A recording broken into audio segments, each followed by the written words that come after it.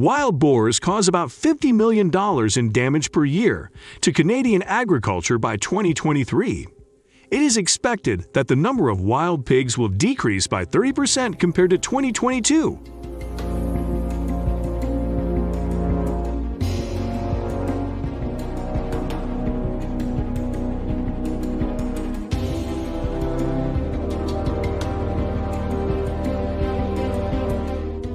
Are you wondering what measures Canadian farmers have taken to deal with this invasive species?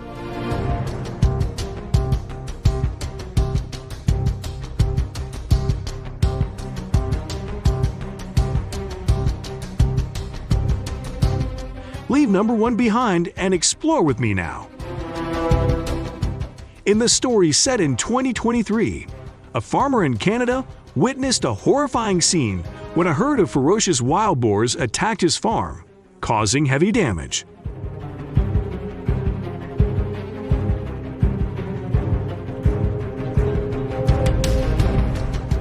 The story is told by Mr. Smith, owner of a hybrid farm in the province of Saskatchewan, Canada.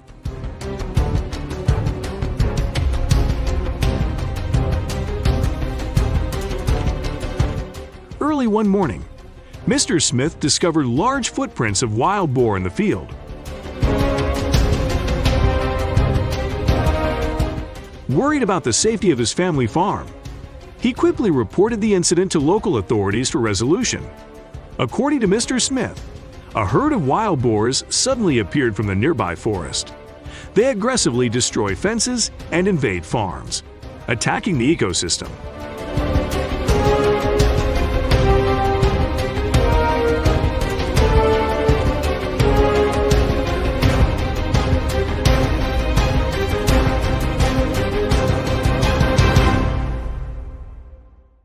Wild boars are known to run at speeds of up to 30 mph, making them extremely difficult to stop.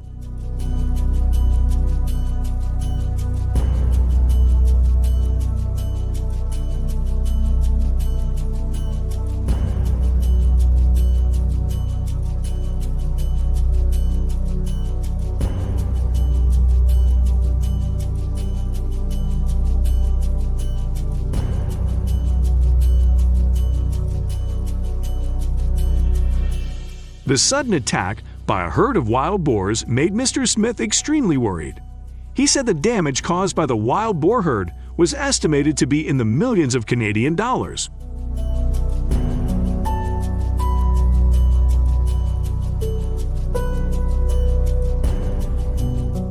The problem of invasive wild boars is becoming increasingly serious in many areas of Canada, and local authorities are working to take measures to control and eradicate wild emerald ash boars. However, this remains a major challenge for Canadians working in agriculture.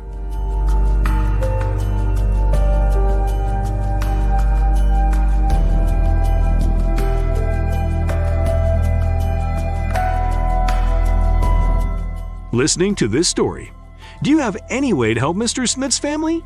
Please share your opinion.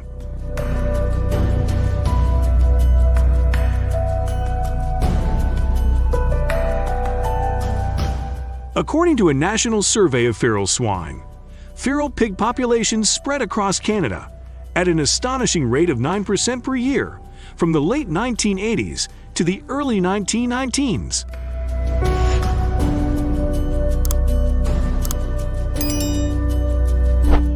This is driven by rapid reproduction, typically every 6 to 8 months, and each litter has 4 to 6 cubs.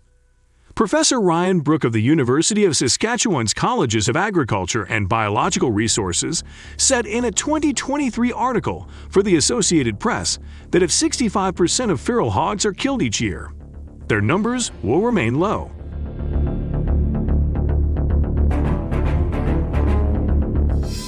According to The Economist, the number of feral pigs in Canada currently exceeds 62,000 and is growing. This confirms that without strong measures, the government and Canadians will have difficulty controlling the current wild boar population.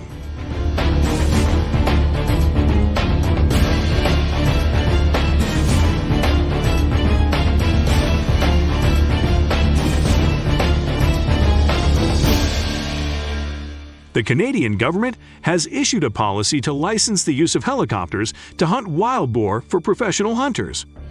The use of helicopters for wild boar hunting is permitted only to professional hunters who have been trained and certified to participate in the hunt.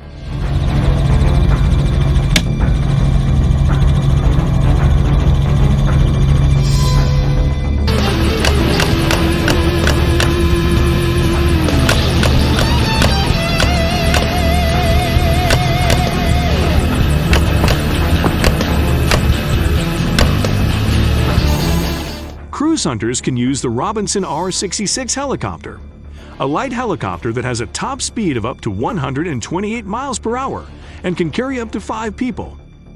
Are you curious about how much it costs for a hunter to rent a helicopter every time he goes hunting?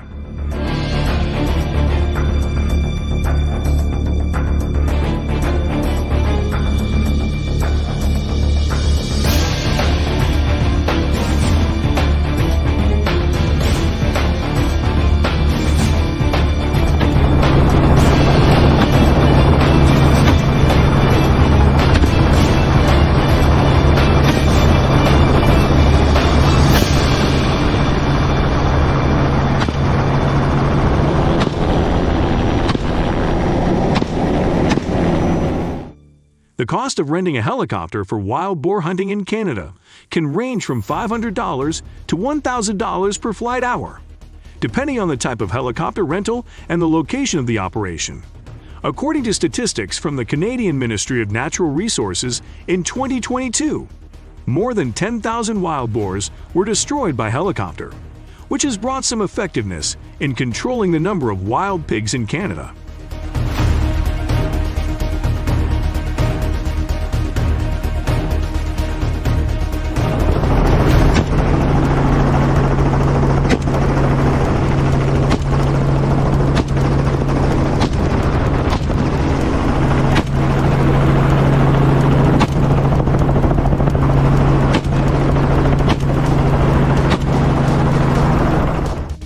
If you find using helicopters effective, leave number 1 in the comments. Otherwise, if you disagree, leave a 0 and share your opinion.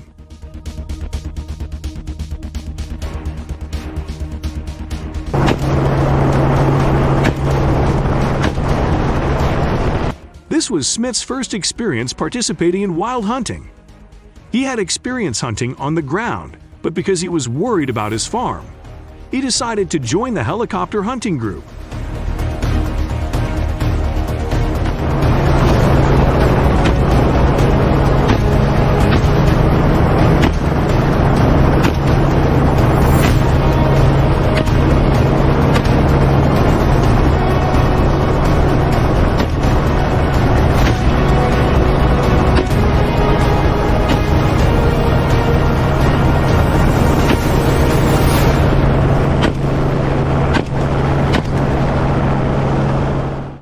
After taking the helicopter hunting course, he received a wild boar hunting license to ensure compliance with regulations.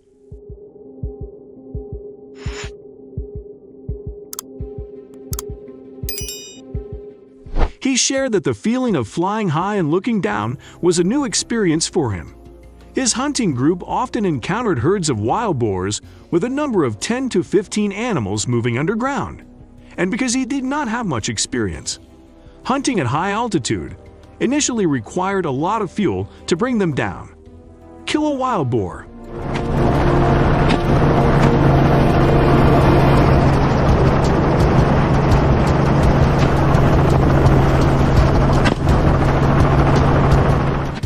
I think if you are a beginner in your hunting journey, use hunting tools with good sights to ensure accuracy and help save costs.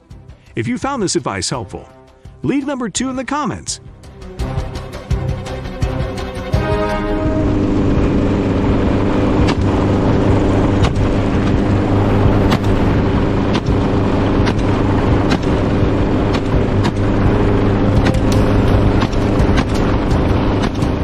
He said joining the group for the first time was exciting. However, because he wasn't wearing noise-canceling headphones, the sound of the helicopter's propellers made his ears hurt by the end of the journey. However, He emphasized that the benefits of helicopters cannot be denied, as it helps move flexibly in the air and reach hard-to-reach locations in the bushes, helping him and other hunters defeat predators, wild boar.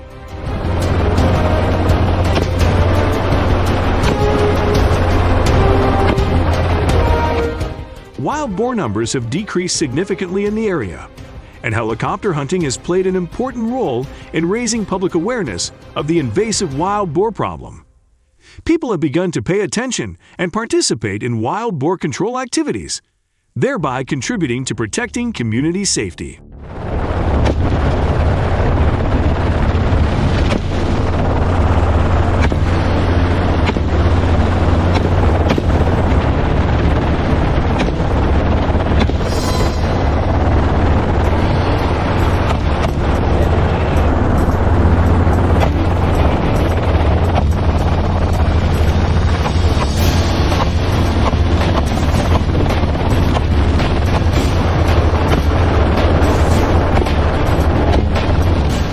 Mr. Smith is a prime example of an individual who contributes to protecting the safety of the community.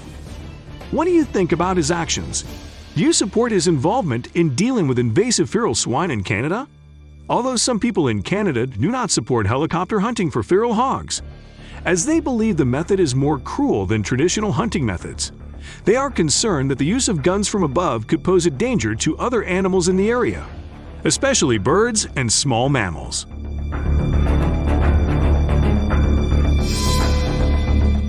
Noise from helicopters can also disrupt wildlife habitats and affect the ecosystem and lives of local people. In addition to the risk of accidents when hunting, this is also a point of concern not only for pilots and hunters, but also for people living near hunting areas.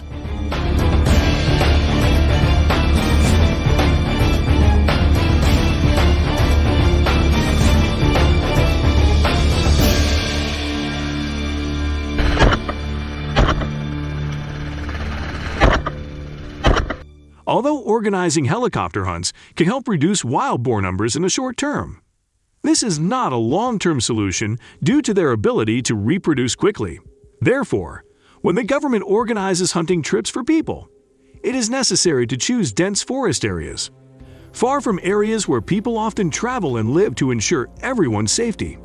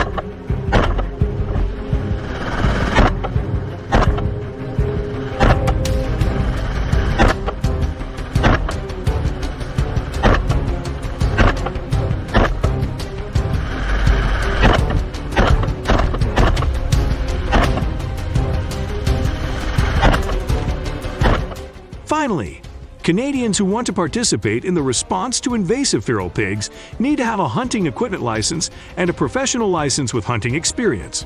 Without these two types of licenses, they can be fined hundreds of dollars and even imprisoned in some serious cases. If you are concerned about the environmental impact of helicopter hunting for wild boar, leave a 0 and share your opinion in the comments section below. Thank you for watching this far. Please click the subscribe button to update the latest videos on how to deal with wild pigs and many other invasive animals.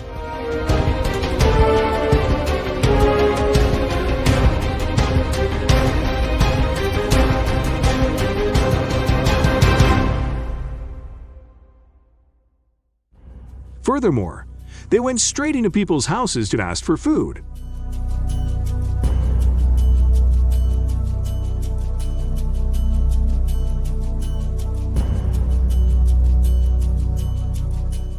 It rushed straight through the glass door, entering the restaurant like an uninvited guest, causing everyone eating to panic. Sometimes they also trap themselves due to their own carelessness, when they get entangled in the net of a soccer goal.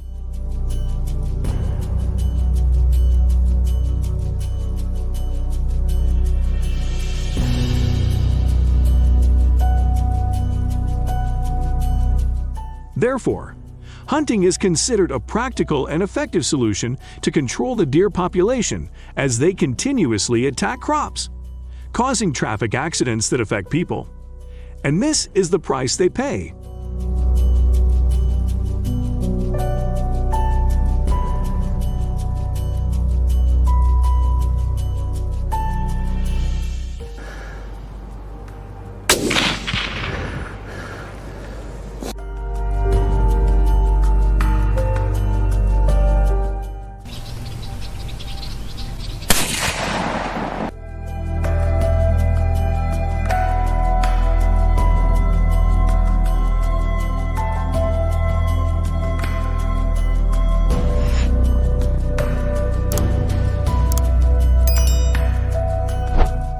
However, deer hunting can bring many benefits, such as creating income opportunities, providing deer meat and antlers for people to help contribute to the economy,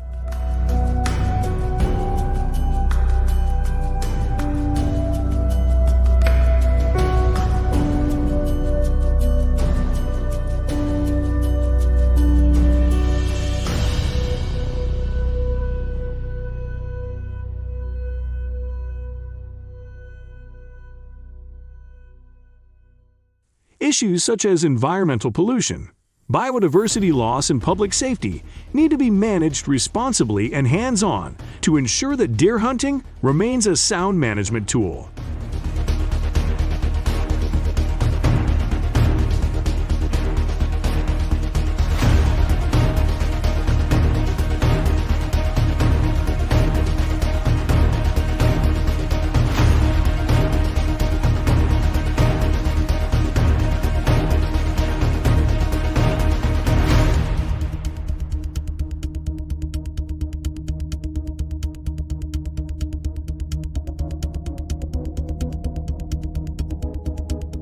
One humane approach that is receiving attention is the use of live traps to safely move deer, to minimize pain and stress to them during management and research. This includes using tracking devices fitted to deer and integrating GPS technology to track and record information about their behavior and activities.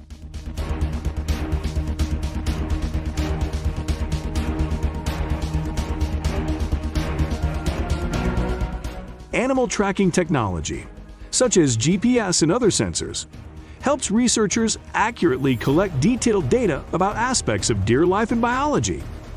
This information may include distance traveled, eating habits, living environment, and interactions with the surrounding environment.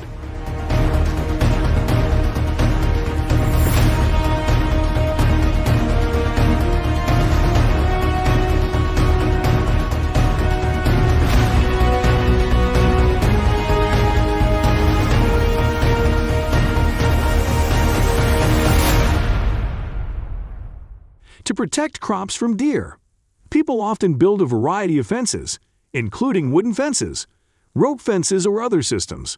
This is to prevent deer from accessing and damaging crops, protecting agriculture, and ensuring the sustainability of the ecosystem. Construction material selection needs to be done carefully, in accordance with the environment, specific school, and budget.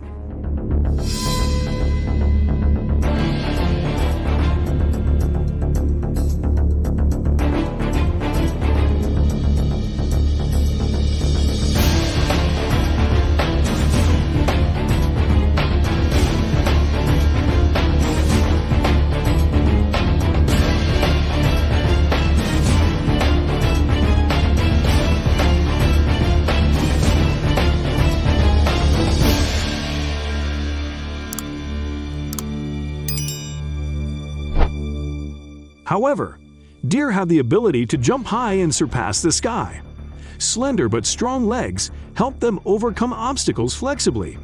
This is a unique natural strategy that helps deer live and survive in the wild.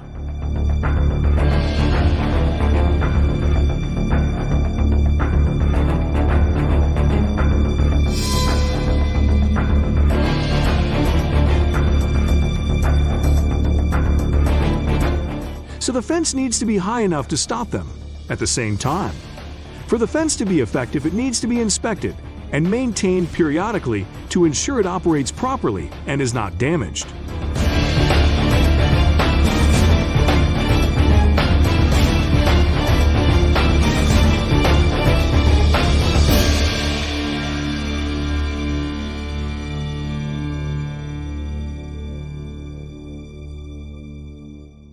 This not only protects the farm or garden from deer destruction, but also keeps the ecological environment in that area maintained in balance.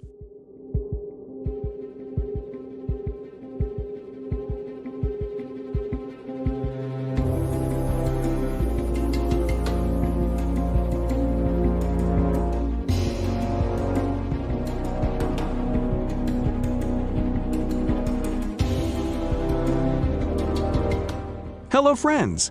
Have you ever fantasized about ferocious elephants breaking into your neighborhood? Join me to discover how talented farmers are facing this challenge and protecting their daily lives. If you're ready, please leave number 1 below in the comments section. Elephants, incredibly impressive creatures that weigh anywhere from 8,960 to 13,440 pounds. Are mammals that inhabit environments as diverse as forests, savannas, and water bodies.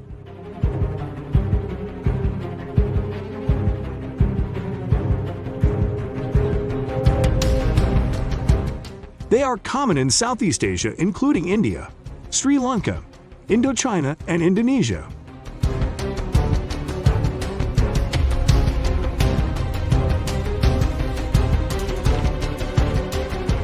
Elephants, one of the mammals with one of the longest gestation periods, last up to 22 months. After giving birth, female elephants invest a considerable amount of time caring for and protecting their calves, which can extend for several years.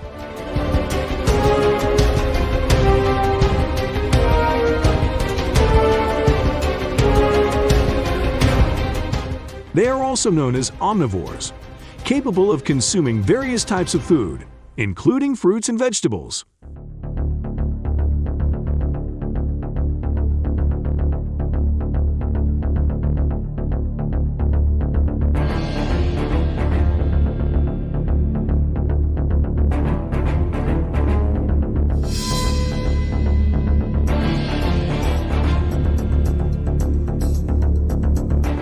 With their strong nature and large body, they often show aggression and can attack other animals as an exciting form of entertainment.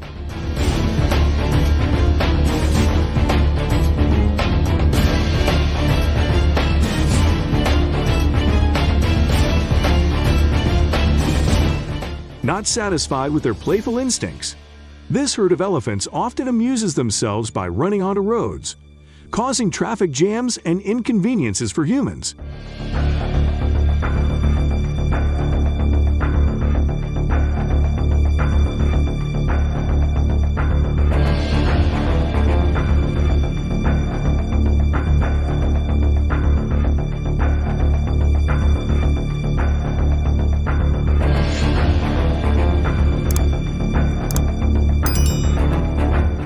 This animal shows more daring when not only limited to teasing but also dares to attack cars on the road.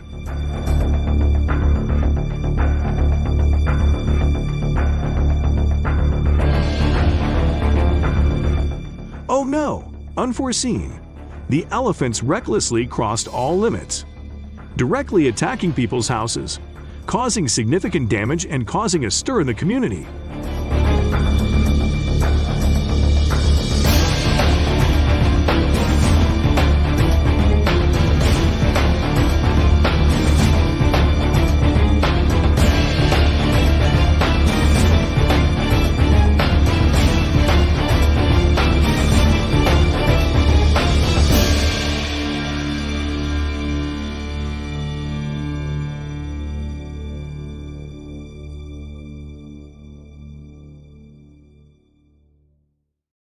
The dangerous threat from these animals becomes bolder as they attack and threaten passersby, causing people to fear and panic in their attempts to escape.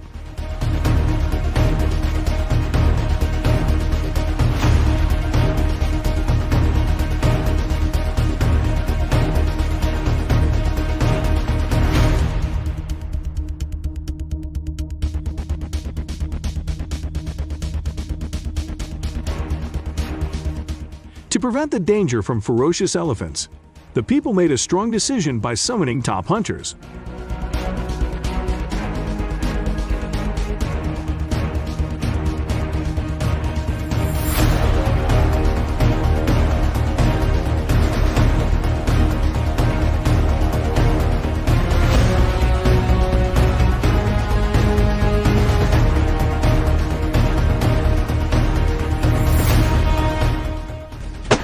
With sophisticated hunting techniques and high precision, this group of hunters took down elephants in just a moment.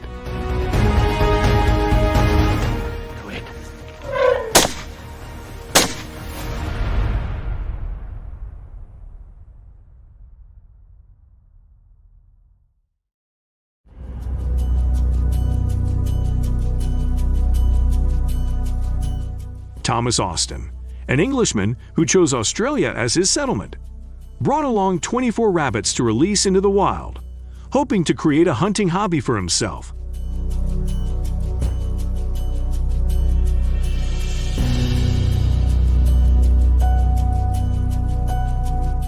But he didn't know that this seemingly unintentional action would lead to serious consequences that later generations had to deal with.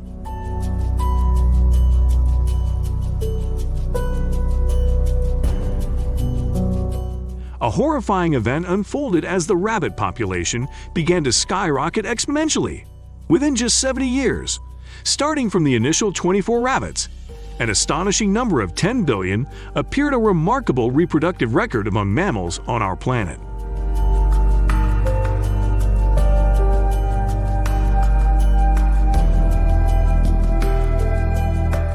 The sudden explosion of the wild rabbit population and its negative impact on the natural environment and agriculture in Australia has always been a major challenge for the government and many farmers. They are trying to find appropriate solutions and control measures to deal with this situation.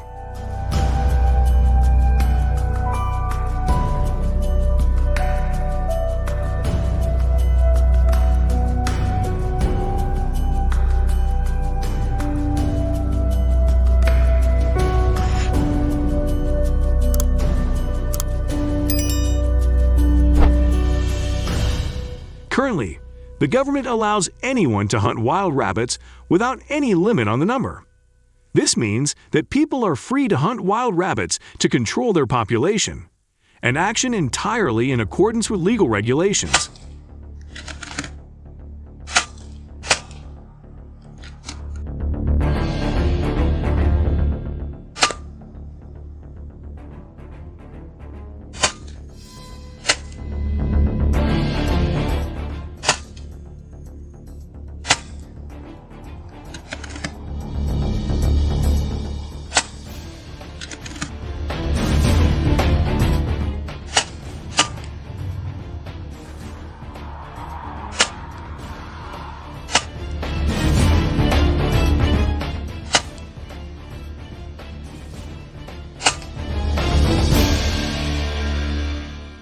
Additionally, the government encourages individuals to organize wild rabbit hunting events, especially in areas showing signs of a sudden increase in this species.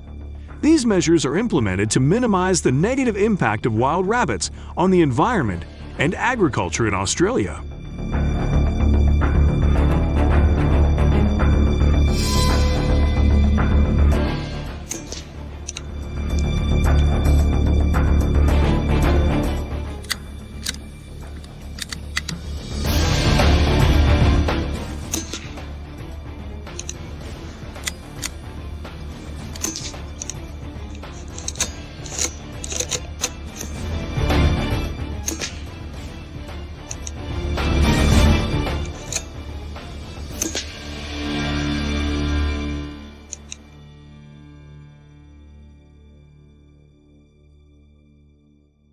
An animal considered a distinctive symbol of Australia.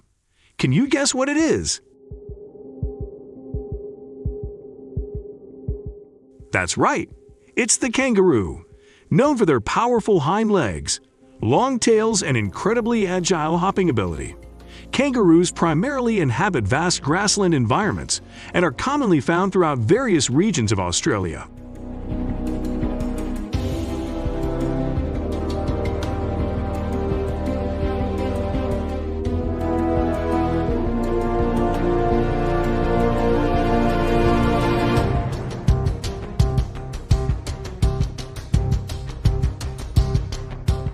Kangaroos have a distinctive reproductive process, accompanied by unique characteristics of marsupials.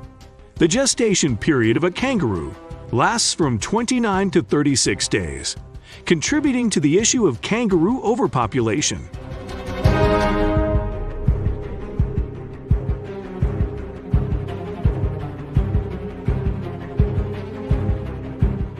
With the significant increase in the kangaroo population, the scarcity of food pushes them to forage even in urban areas and cities.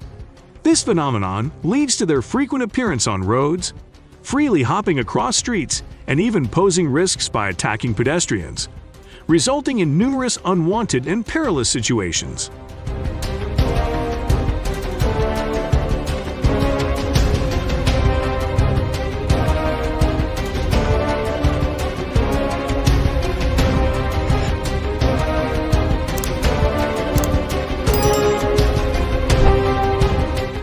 The kangaroo population is reaching record highs in suburban areas, and to address this issue, officials propose the use of hunting as a method.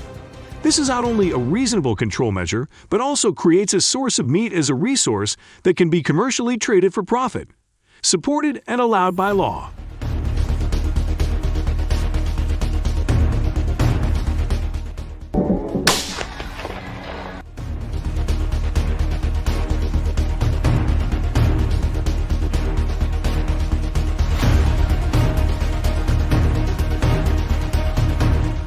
In Australia, kangaroo meat is highly favored and widely available in supermarkets.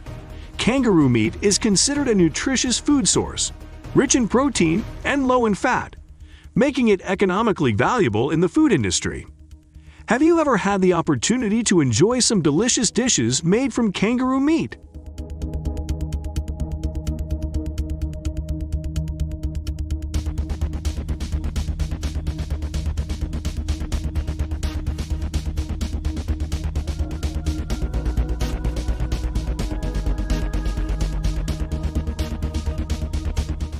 The problem of invasive foxes in Australia is also the most worrying problem right now. Do you want to know how Australians deal with these foxes?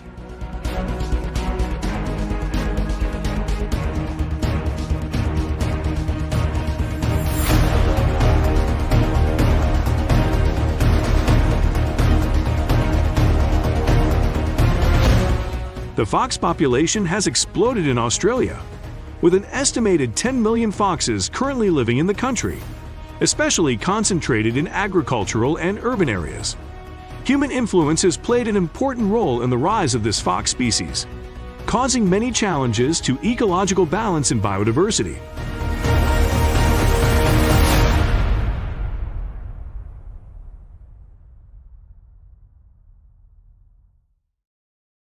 As omnivores, foxes hunt mainly at night, using their agility to easily reach their prey.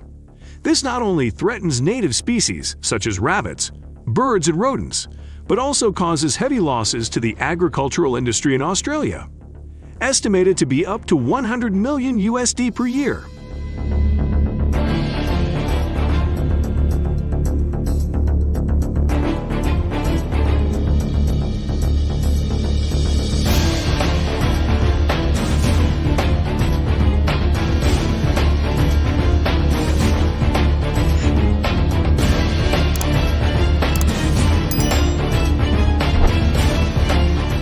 Imagine you are fox hunting at night.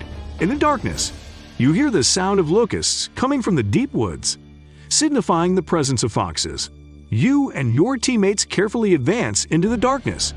Each step is gentle so as not to stimulate any prey.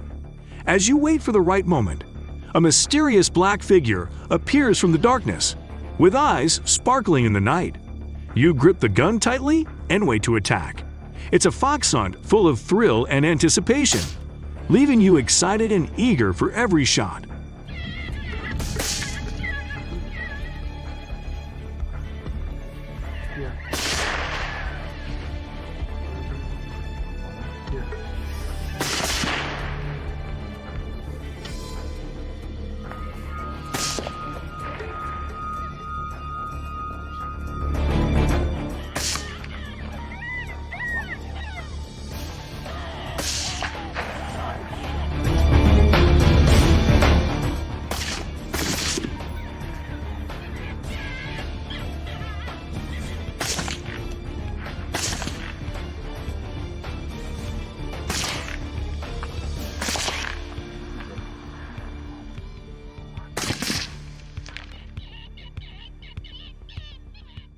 Fox hunting is not only limited to night hours, but can also be done during the day. All other active habits occur mainly in the evening. There are many areas where foxes are active mainly during the day, creating opportunities for challenging hunts.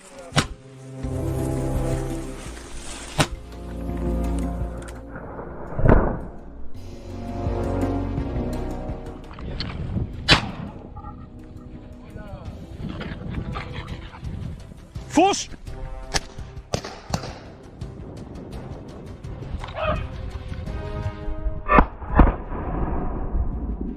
Fall and winter are considered ideal for fox hunting.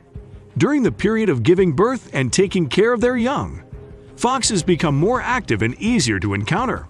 Every year, millions of foxes become the subject of hunting, with estimates of up to 2 million. This is not only an environmental problem, but also a major threat to agriculture and domesticated animals in Australia.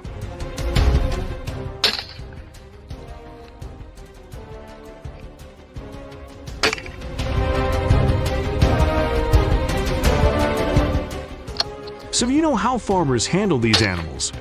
There are still other invasive animals, such as elephants, monkeys, leopards, jackals, and geese that are also a concern for farmers. Please subscribe to the channel to continue following the hunter's actions. See you again.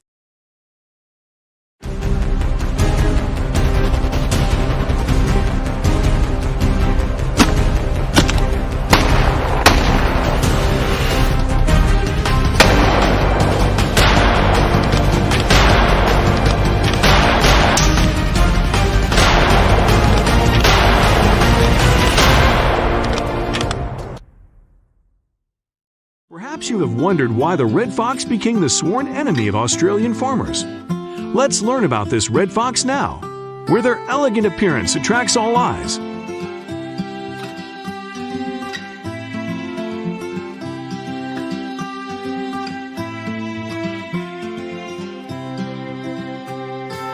Attractive appearance and shiny eyes, combined with agility and excellent adaptability to many environments. Red foxes have become an unpopular topic, faced with constant pressure from hunters. They become the main target to ensure a stable source of income and provide nutritious food for the community.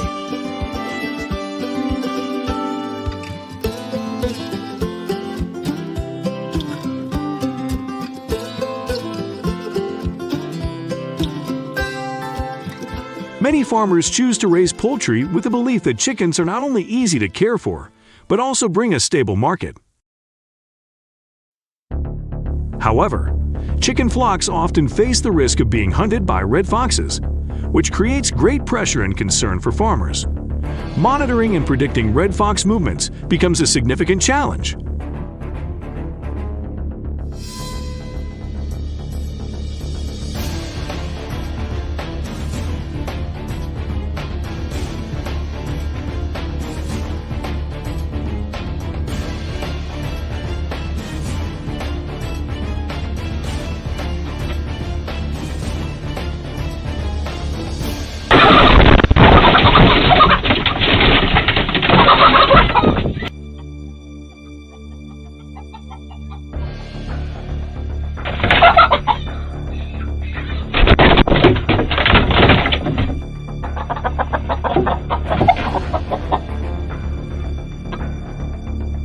Faced with an emergency situation for their chicken flocks, farmers face great pressure, requiring careful management and the implementation of strong protective measures to ensure the safety of their flocks in advance.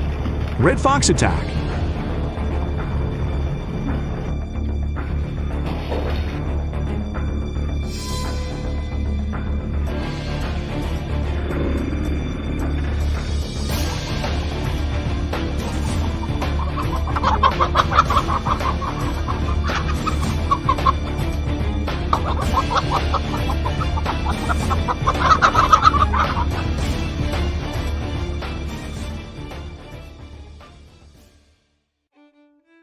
Each year, red fox attacks cause economic losses of up to hundreds of millions of dollars. Faced with this challenge, some farmers have chosen to build sturdy fence systems around chicken coops for added protection. This system is made from rust-resistant steel, providing high durability to prevent fox intrusion. However, although this method seems safe and reliable, sometimes it may not be practical in all situations. What do you think about this approach? Please share your opinion so we can discuss and find the most suitable solution.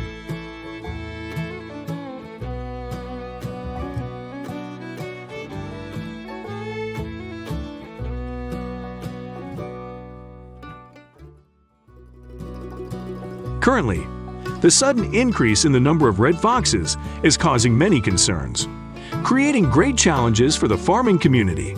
To face this situation, some farmers have chosen hunting methods to reduce the number of red foxes, and it is worth noting that this action is completely compliant with legal regulations and allowed by the government.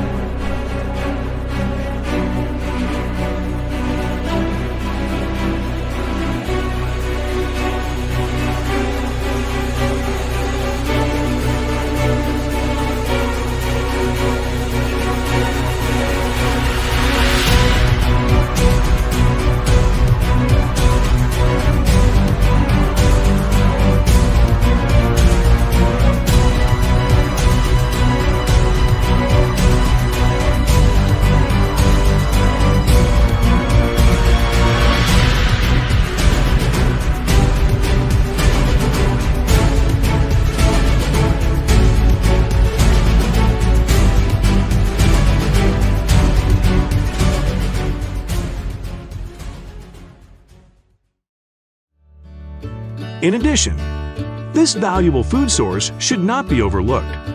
Did you know that red fox meat is a rich source of nutrients? In particular, it provides fat, protein, and many B vitamins such as B12, B6, as well as many minerals such as iron, zinc, phosphorus, and selenium. Proper consumption of red fox meat, as part of an overall balanced diet, not only provides nutritional benefits, but is also a delicious culinary experience.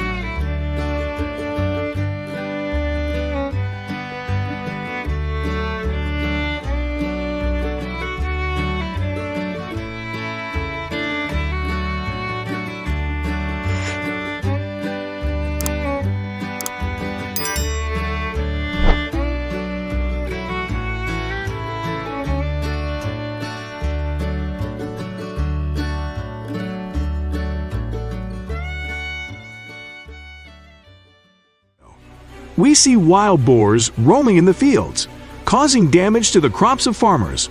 Wild boars are a rapidly reproducing species that adapt well to their environment and cause significant destruction.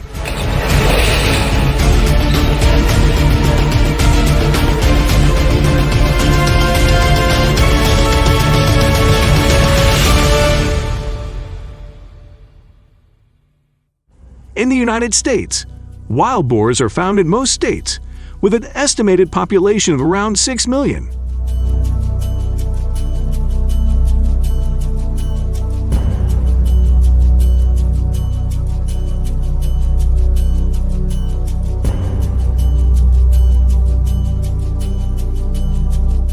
They pose a major threat to agriculture in the U.S., causing billions of dollars in damage each year.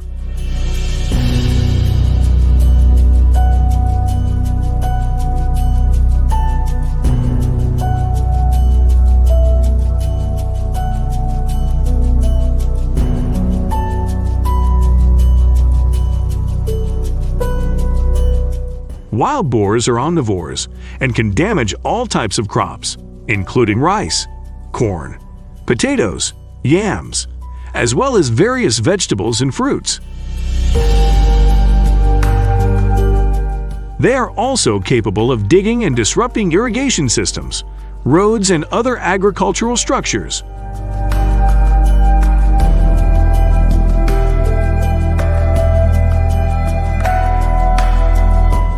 Another consequence of the unfavorable situation with wild boars is serious water pollution in many water sources. As wild boars freely roam in search of food, they can dig deep into the ground, making water sources increasingly dirty and polluted. This poses a threat to the sustainability of water systems, ecosystem structures, and adds more challenges for farmers and resource managers.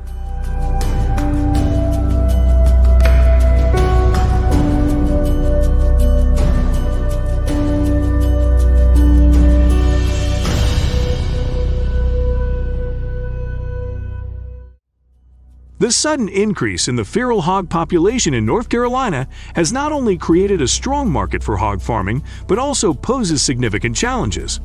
Studies from the United States Fish and Wildlife Service project that by 2024, the number of wild pigs in North Carolina could reach about 2 million, accounting for 10% of all feral swine in the United States.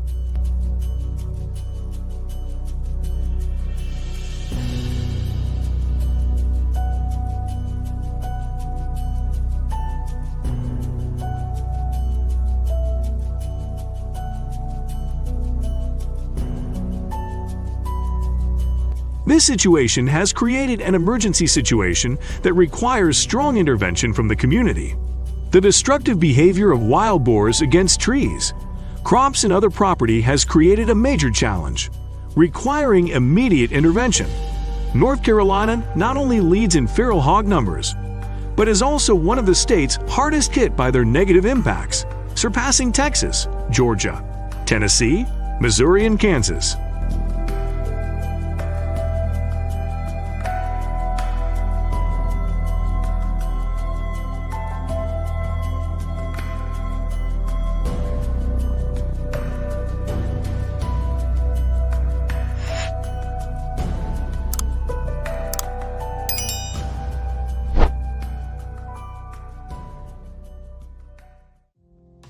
Wild boars are not only an environmental threat, but also pose a risk to public health, carrying dangerous diseases to humans and livestock.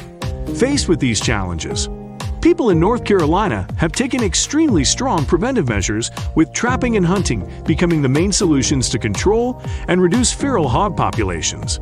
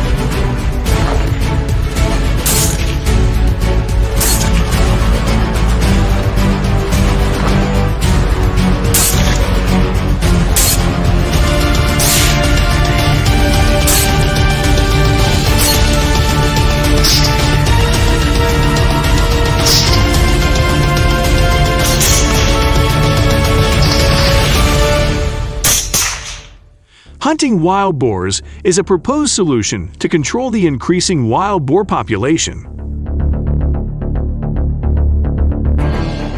This approach has been implemented in many countries worldwide, including the United States. Wild boar hunting needs to be carried out by experienced hunters equipped with the necessary gear.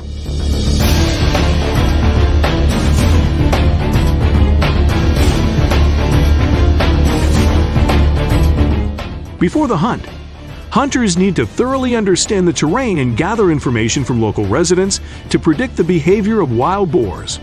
Hunting teams are divided into multiple groups, each strategically positioned. When wild boars appear, the teams coordinate closely to capture the prey.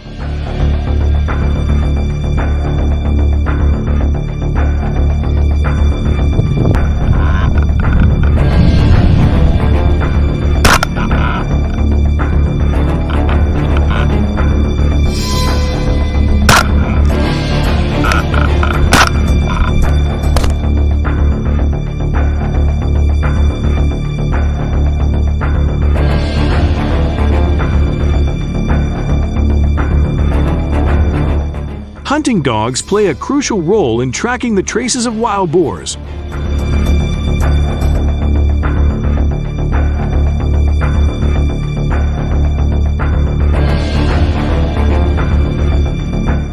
They not only help locate and pursue the prey, but can also prevent a wild boar from escaping before it has a chance. The cleverness of hunters at strategic positions ensures that no boar can escape their attention. Using sophisticated hunting tools, it is expected that around 95 million wild boars will be captured in the U.S. Although the wild boar population continues to increase, deploying various measures will be a wise decision.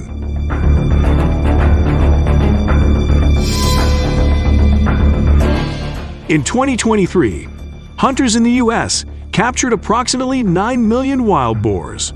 However, the number of wild boars is still increasing rapidly, requiring the implementation of various measures to control this animal species. You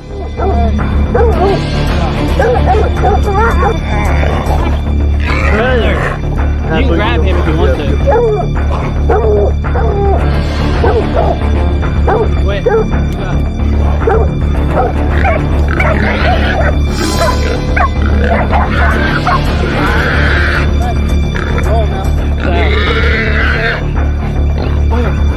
Go ahead. The captured wild boars are processed and donated to other regions as gifts. These solutions have proven effective in controlling the proliferation of invasive species.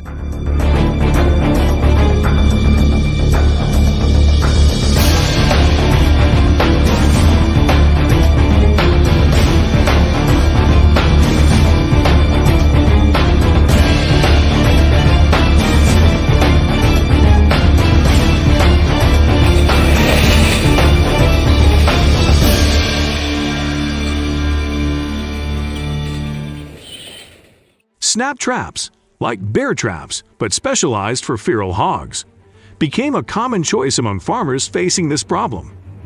They seek out areas with high pig activity, setting up traps with attractive baits such as corn, potatoes, or even raspberries. Waiting until the hogs fall into traps requires patience on the part of the farmer. But according to the U.S. Fish and Wildlife Service, there was a 20% decrease in wild hog numbers in North Carolina in 2023 compared to the previous year.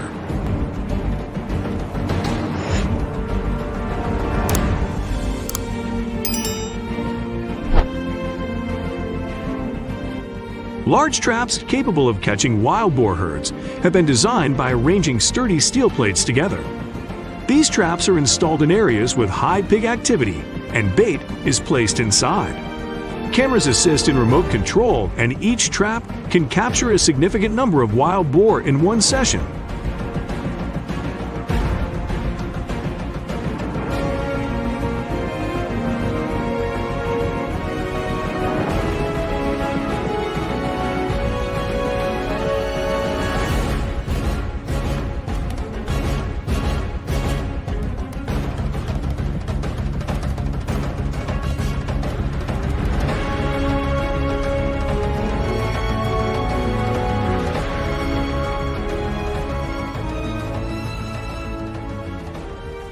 Pitfall traps, net traps, and cage traps are solutions used by Texas farmers. Pitfall traps involve digging a hole, placing bait, and placing a delicate trap at the entrance. Although effective, pitfall traps carry risks of injury to wild boars.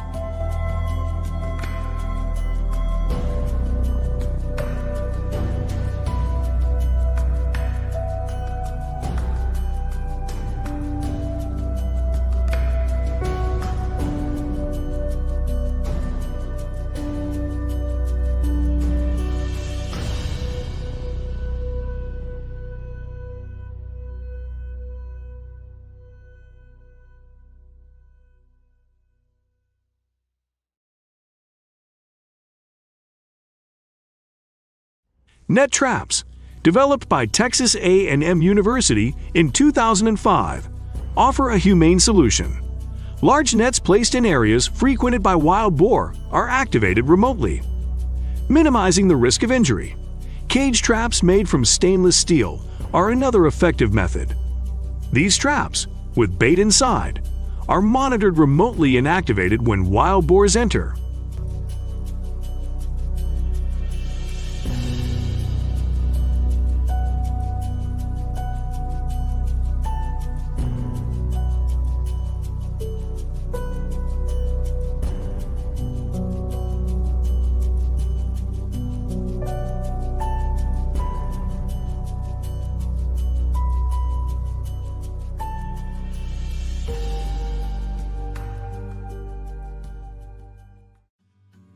Although these hunting and trapping methods have made progress in controlling feral pig populations, challenges remain. Wild boars are intelligent and flexible, making them a complex problem to manage. The rich forest ecosystem, rich in food diversity, creates challenges in controlling the number of wild pigs. Collaboration between communities, governments, and environmental experts remains important to manage this problem.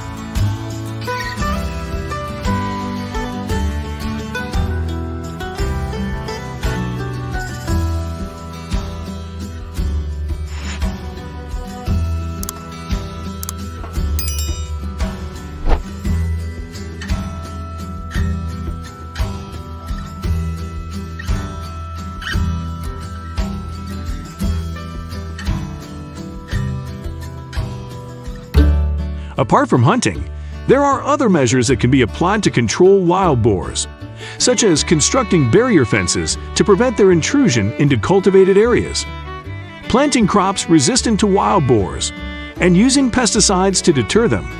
Researching and developing safe and effective preventive measures against wild boars is also essential.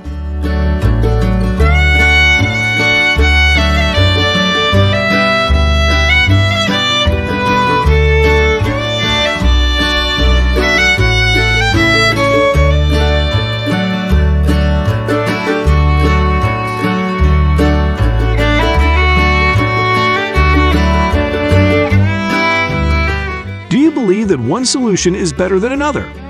If so, please share your opinions and perspectives below. Don't forget to like, share, and subscribe to support our channel and follow upcoming videos. Share this video with your friends so they can also have the opportunity to watch and enjoy. The decline in other predators and the sudden increase in the coyote population in Canada is a notable phenomenon, impacting both habitat and agriculture. What are the reasons for the sharp increase in the wolf population in Canada, and what measures are farmers taking to deal with them?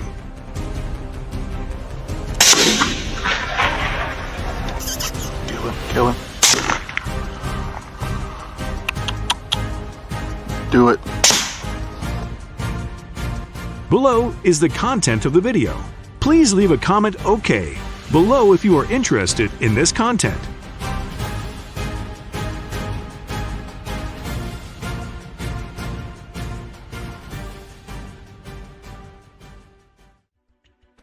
Wolves, as top predators, have cleverly taken advantage of changes in the environment to expand their living territories and adapt to new challenges.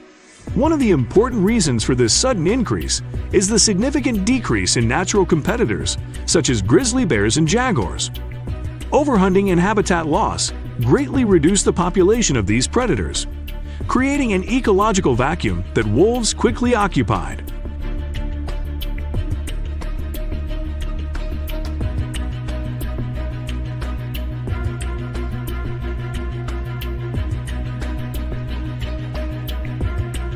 Changes in habitat not only create new opportunities for wolves, but also pose challenges in managing and protecting the urban environment. Another important factor is climate change, which is making Canada's climate more favorable for wolves, helping them adapt to a wider range of climatic conditions. This change may be an important factor behind the recent sudden increase in the wolf population.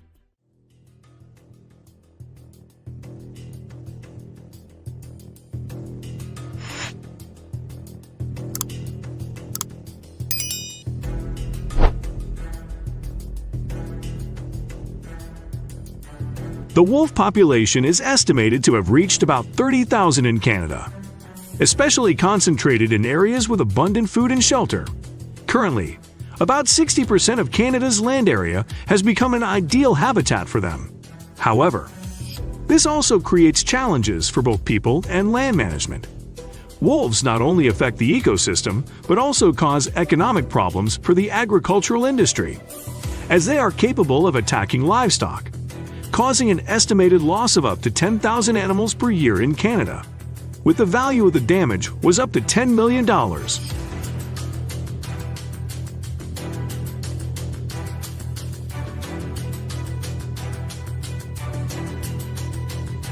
Wolves have strong fertility, with cubs starting to breed after just 2 years, helping the species grow rapidly. Each litter of wolves can have from 4 to 6 pups, and pregnancy lasts 60 days. During the first 6 months of life, they receive special care from their mother, helping them develop and prepare for independent life.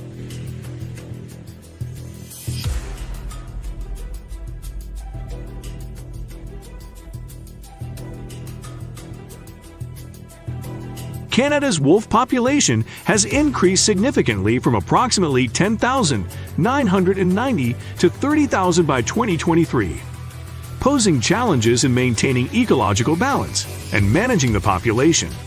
This growth rate is expected to continue in the future, posing many challenges for conservation and environmental management.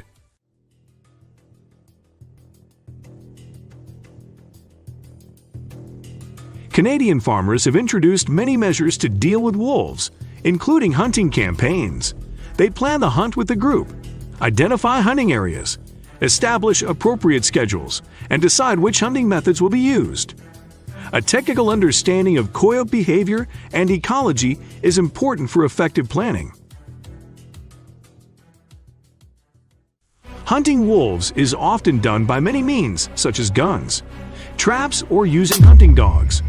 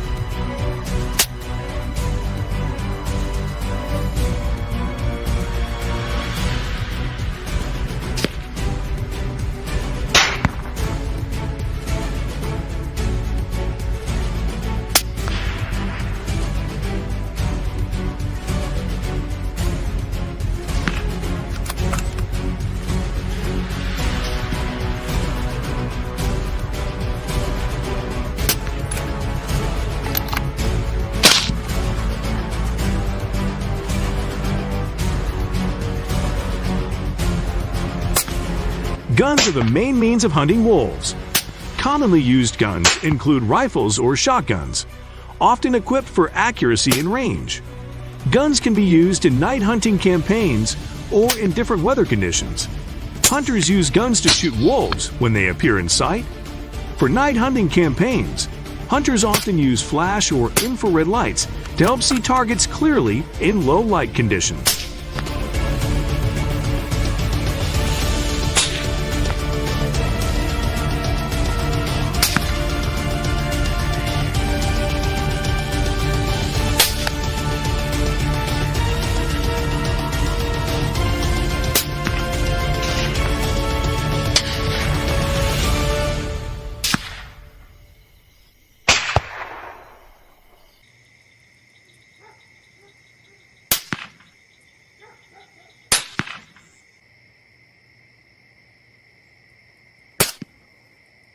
In addition to guns, the use of coyote traps has become an important strategy in controlling the coyote population in Canada. Traps are placed in snowy areas to control the coyote population, especially in snowy environments in winter. This is done carefully to avoid negative impacts on the biosphere. Traps may include leg traps, tree traps, or booby traps. Traps are placed in locations where wolves often pass, such as trails, roads, or areas where they find food. The trap will activate when the coyote enters and causes them to be captured.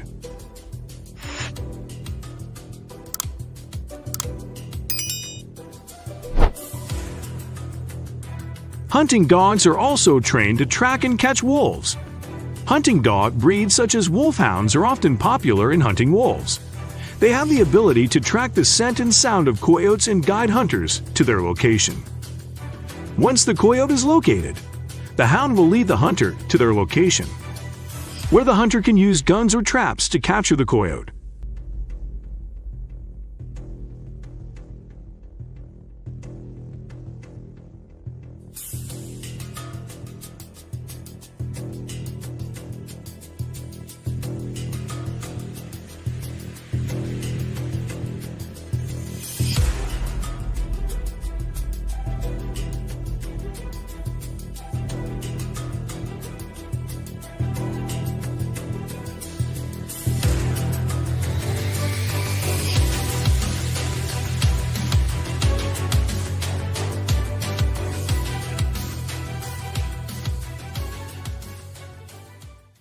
These means are often used flexibly depending on environmental conditions, type of wolf, and the objectives of the hunting campaign.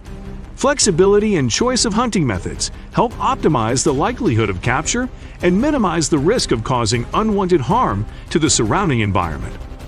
If you have ever used one of the 3 methods I just mentioned above, please leave comment number 1 to let us know.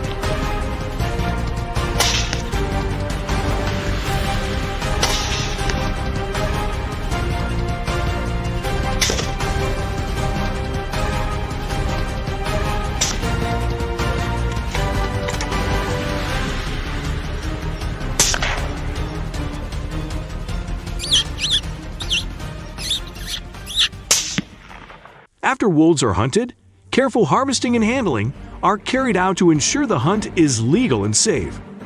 This is also to minimize negative impacts on the surrounding environment.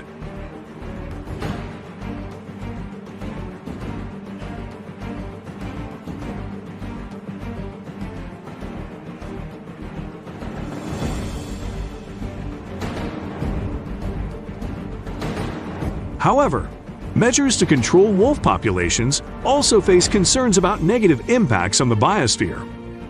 It has been suggested that wolves play an important role in maintaining natural balance and controlling herbivore populations. Therefore, balancing short-term benefits and long-term ecosystem impacts is a complex challenge facing land management in Canada.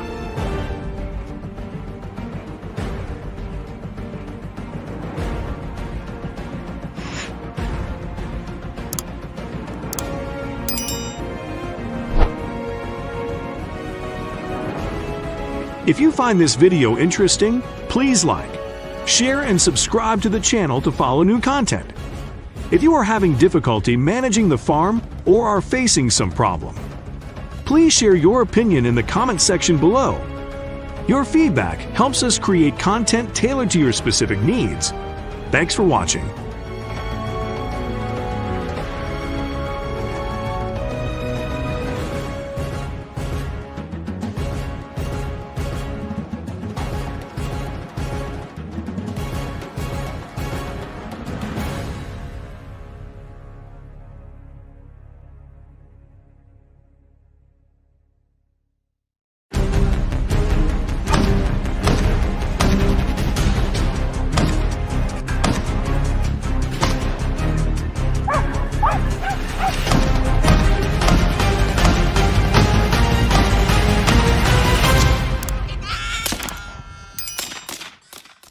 Many countries around the world are also facing a significant challenge with the increasing population of wild boars. Italy is one such country where the wild boar population has surged in recent years. So, how do Italian farmers and hunters cope with millions of these wild animals? Let's explore in this video. If you find this information interesting, please leave a comment with the number 1 below.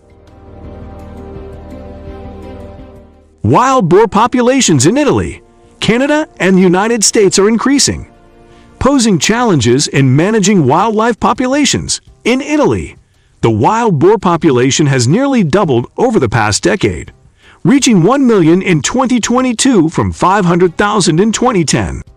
Similar trends have been observed in Canada and the United States.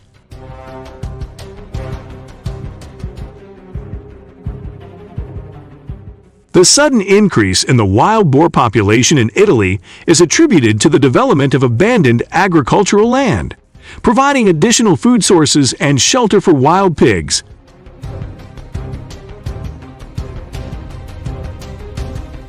However, this population growth also brings negative consequences, as wild boars pose threats to agriculture, livestock, and traffic.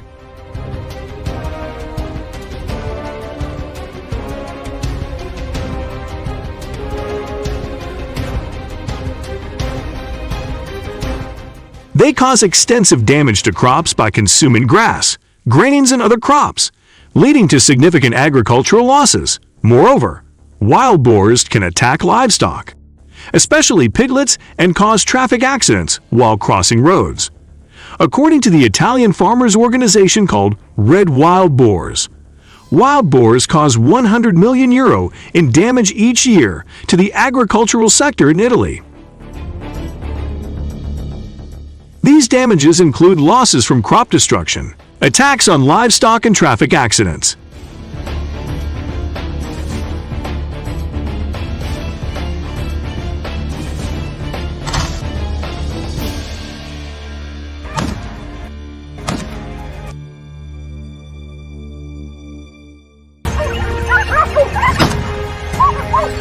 To address these challenges, Italian farmers and hunters have implemented various measures. Wild boar hunting is a crucial strategy for controlling their population.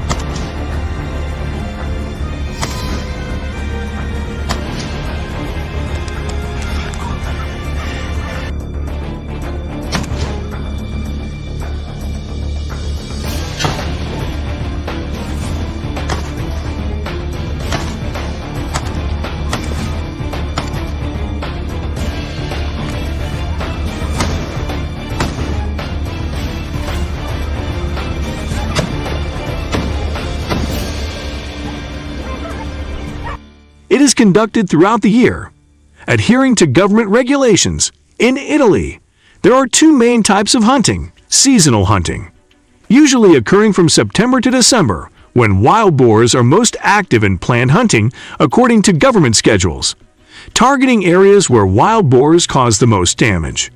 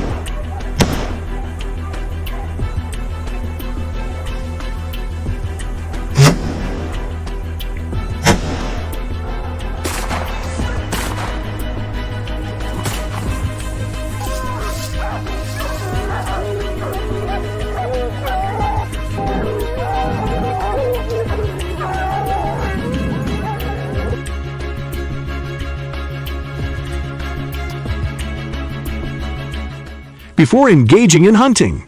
Italian farmers often take initial measures, such as planting unattractive crops, using sturdy fences and selecting fruit and vegetable varieties that are not preferred by wild boars.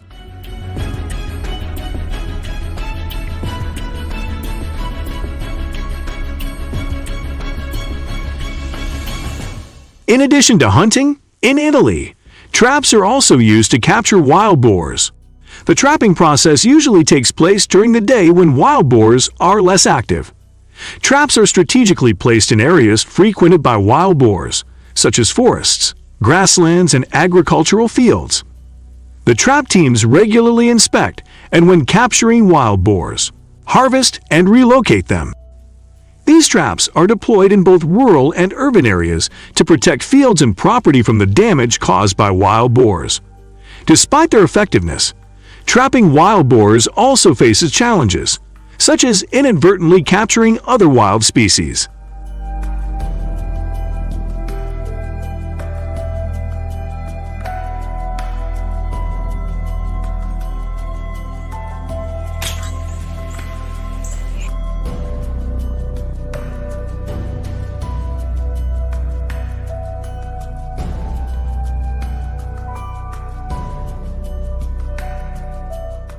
Italian farmers are exploring various measures to deal with wild boars, including reducing their food sources. Planting unappealing crops, such as thorny or unattractive plants, can significantly decrease the interest of wild boars in these areas. Regular garbage collection, especially in rural and suburban areas, is also an effective way to reduce the food supply for these animals.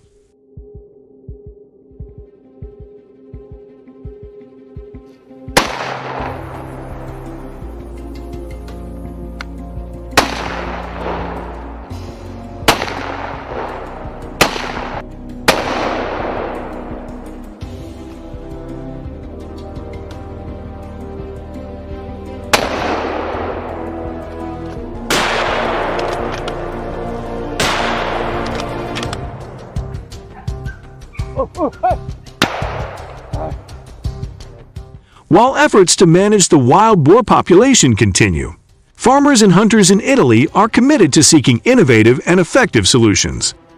The battle against wild boars requires collaboration, dedication, and ongoing research to achieve sustainable results.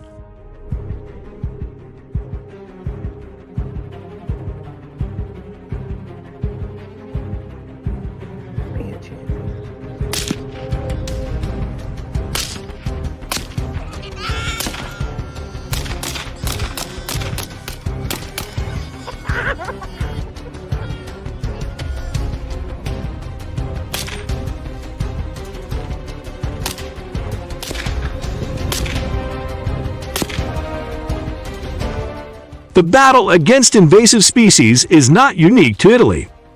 In the United States, especially in Texas, farmers have implemented various measures to confront the significant increase in the wild boar population.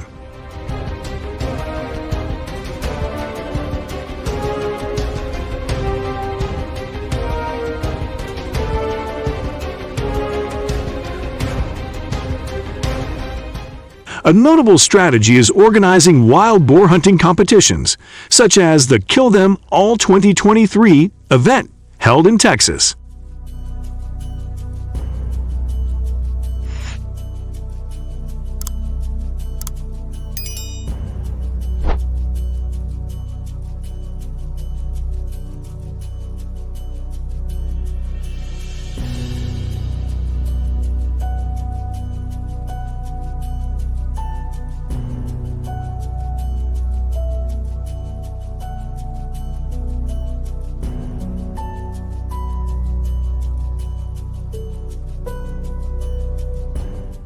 This competition attracts the attention and participation of many hunting teams from across the United States and takes place over 2 days, requiring participants to hunt wild boars in designated areas. The contest includes individual and team categories, offering attractive cash prizes for those who hunt the most wild boars. Although the competition is controversial, with divergent ethical opinions, It serves as a way to control the invasive species while providing entertainment opportunities for the hunting community.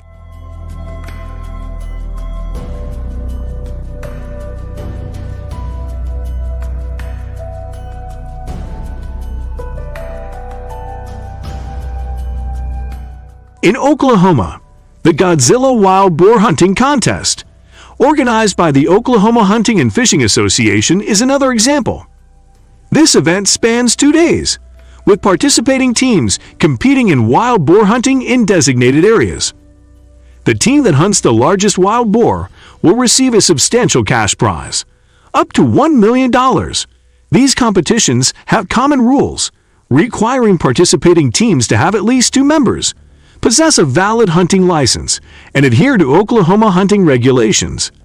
If you have ever participated in a similar contest, please leave a comment number 2 below to let us know.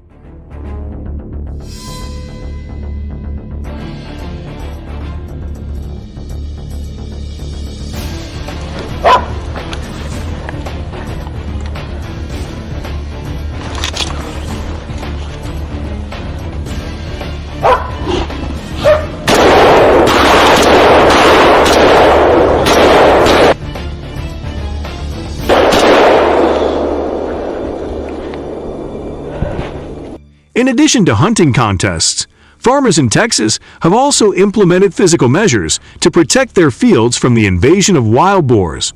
Building fences around agricultural and residential areas is a common strategy to prevent wild boars from causing damage. However, it's important to note that constructing fences requires significant financial resources, and not all farmers have the financial means to do so. Building fences requires a certain level of technical expertise and a reasonable plan to withstand the powerful attacks of wild boars.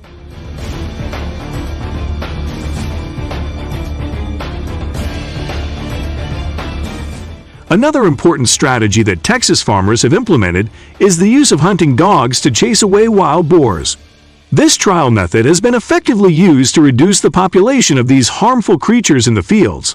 Hunting dogs, especially large and powerful breeds, are trained to effectively hunt wild boars.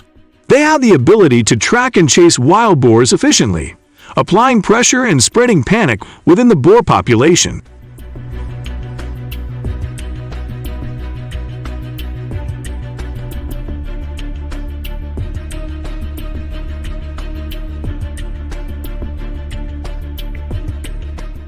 Although this is a natural and traditional method, the use of hunting dogs requires careful management to ensure they are trained properly and do not pose a threat to humans or domestic animals.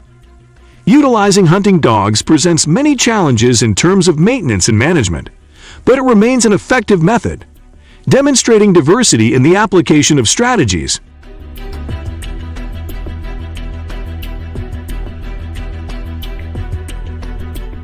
In summary, the measures to deal with wild boars in Texas not only focus on population control, but also capitalize on the market opportunities for wild boar meat.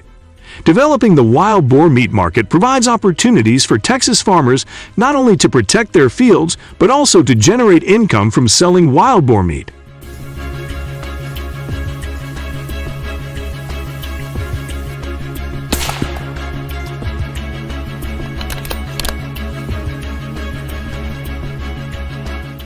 In general, the battle against wild boars demands innovation and diversity in applying various strategies. Farmers in Texas have demonstrated patience and perseverance in their efforts to confront this situation and protect their fields as well as the surrounding environment. This struggle is not only about securing livelihoods, but also about preserving the safety and sustainability of the environment and the surrounding community.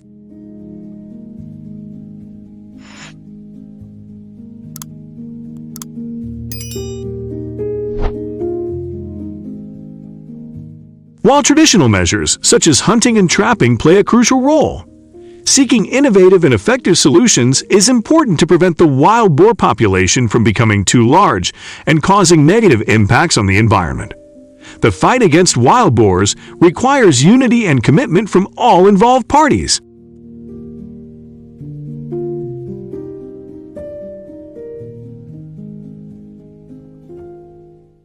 Organizing hunting dogs is an example of innovation and diversity in applying various strategies to control the wild boar population. The use of hunting dogs for wild boar hunting is not only a natural method, but also yields significant results. However, careful management is necessary to ensure that these dogs are trained properly and do not pose a threat to humans or other pets.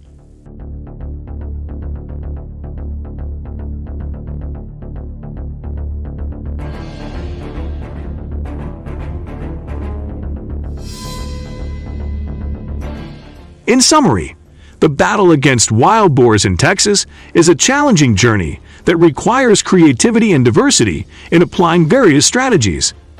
Texas farmers are not only protecting their livelihoods, but also serving as guardians of the environment and sustainability of the entire state. We can learn from their perseverance and ability to find solutions in challenging circumstances. If you know of any other measures to deal with wild boars, please share your thoughts in the comments below.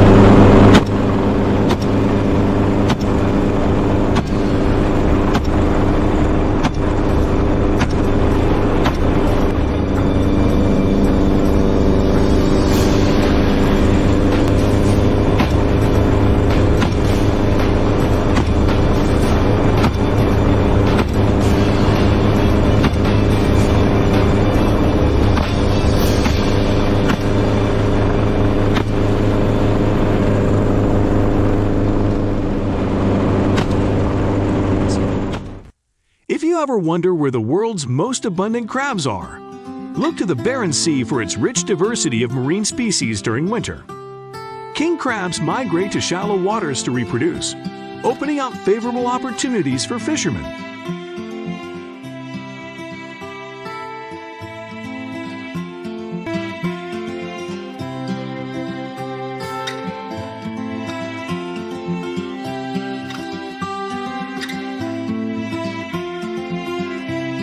Marine life in Alaska, where Alaskan king crabs occur, is incredibly challenging. Before the king crab harvest, fishing boats and their crews often have to go out to sea every 3 to 4 weeks. They face harsh weather conditions and the mysteries of the ocean's depths, making for a challenging adventure.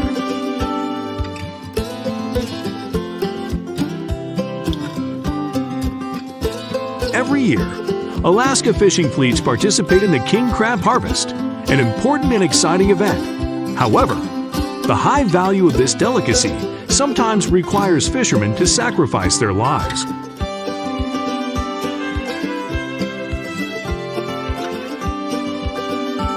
Every year, fishermen in Alaska face big waves and strong winds, overcoming fierce challenges to exploit a precious seafood source, king crab. The annual king crab harvest in Alaska amounts to 190 million crabs, equivalent to the weight of about 380 adult blue whales. This is not only a significant achievement in the seafood industry, but also a symbol of strength and sustainable harvesting.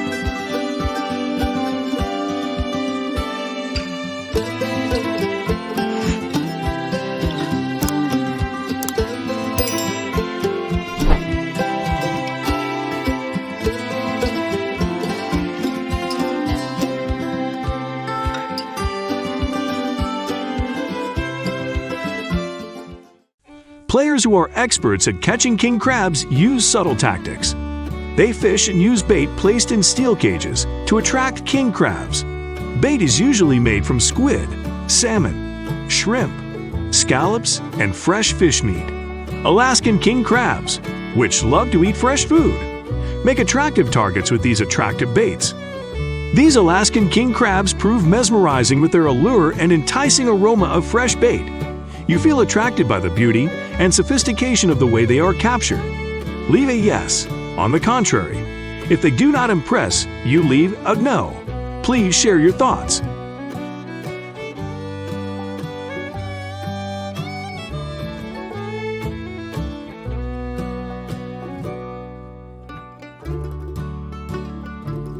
Fishermen are artisans who use specialized equipment to maximize harvests. They deploy dozens of different types of bait into the ocean, using professional techniques to attract the attention of king crabs. The ocean hunting scene becomes dramatic and complex. creating an experience full of challenge and excitement.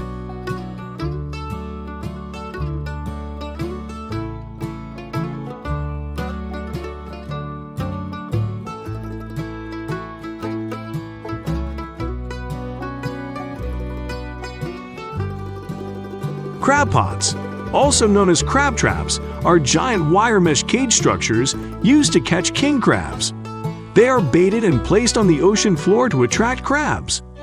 These traps typically weigh between 600 and 800 pounds, depending on the size and weight of each king crab fishing vessel.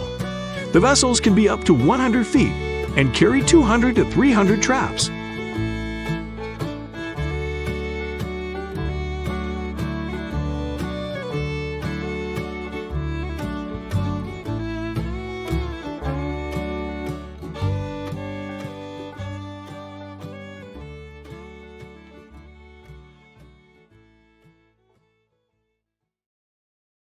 Imagine with such a huge number of traps, how many tons of crabs they can catch. This is a huge challenge, and a race fishermen face every day, creating a fascinating picture of ocean life and man's magnificent hunt.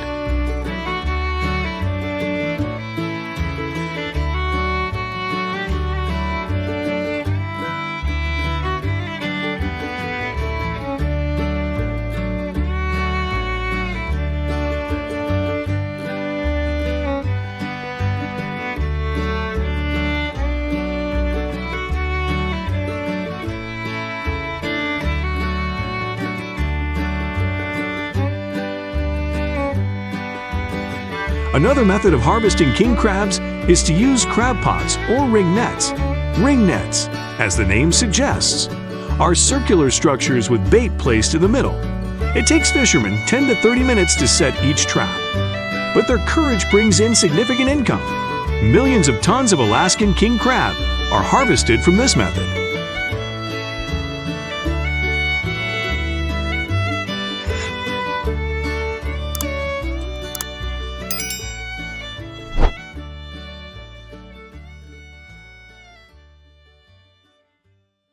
Let's visit one of the largest seafood processing factories in this place, where after the crabs are skillfully caught by fishermen, they are carefully transported to the processing place. Here, the factory goes through a sorting and cleaning process to ensure the highest quality through every step of the selection, processing, and production process. This creates a vivid image of the seafood processing industry and the dedicated work process of those working in this industry.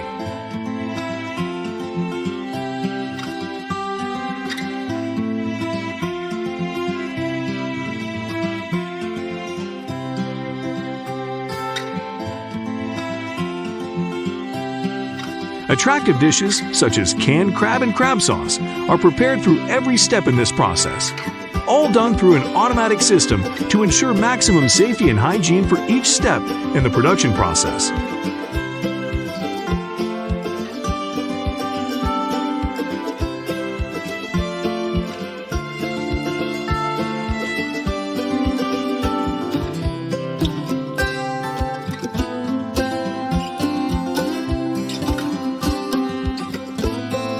When enjoying this crab dish, consumers not only stimulate their taste buds, but also enjoy nutritional benefits. Crab is not only a source of high-quality protein, but also a treasure trove of essential amino acids that support muscle growth and maintenance. It also provides minerals such as iron, calcium, and zinc, which are important for bone health and the ability to boost the immune system.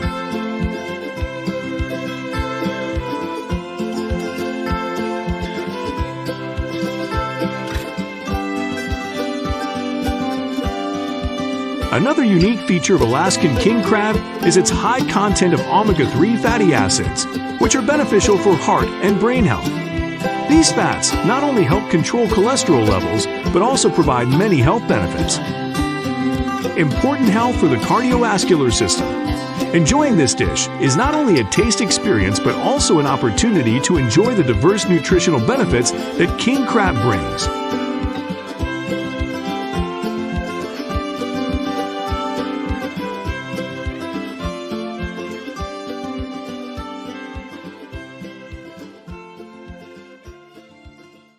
In 2022, the Alaska king crab harvest reached an impressive figure of $44.5 million, with a total value of up to 43 million pounds.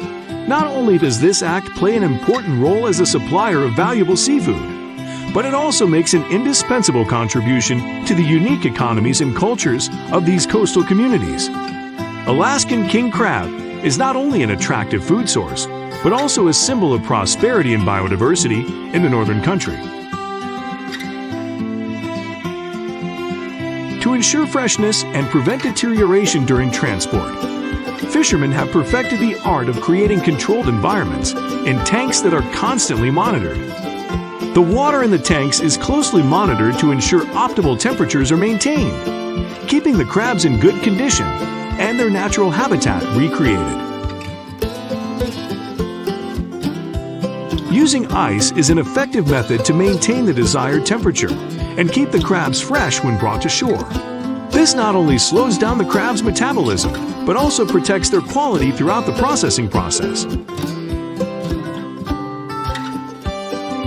With income ranging from 3 to 7 USD per pound for small vessels and up to 15 to 20 USD per pound for large vessels, Alaskan king crab fishermen not only achieve impressive numbers, but also is a testament to their extraordinary skills and efforts. They are warriors of the sea, fighting amid huge waves to harvest thousands of king crabs. How do you feel when you see them setting sail? Full of determination and courage. Please share your thoughts in the comments section, and see you again in the next programs.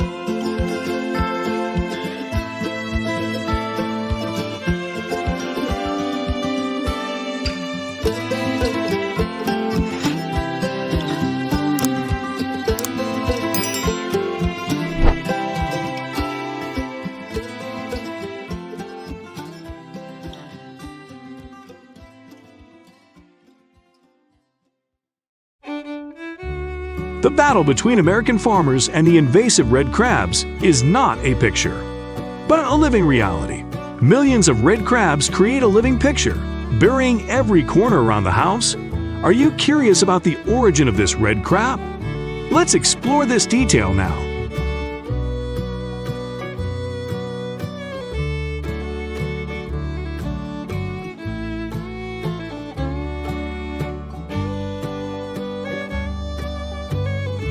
Red crabs are an invasive species native to South America and were introduced to Australia in the 1980s.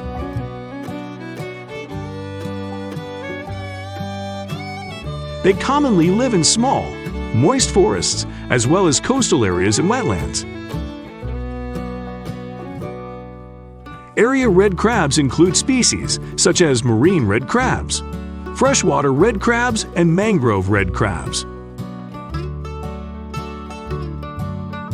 This is an animal with a protective shell, with 10 of which 2 are used for hunting and self-defense with sharp eyes facing forward.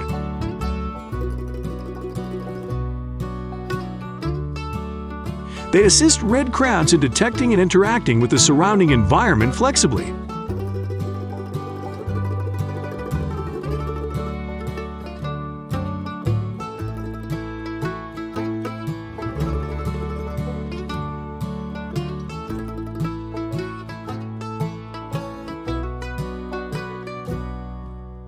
Red crabs reproduce by laying eggs in water. Each time they lay eggs, they can give birth to thousands of babies. These female red crabs care for and protect the eggs from predators. After a period of time, the eggs hatch into small larvae, marking a step forward in their development.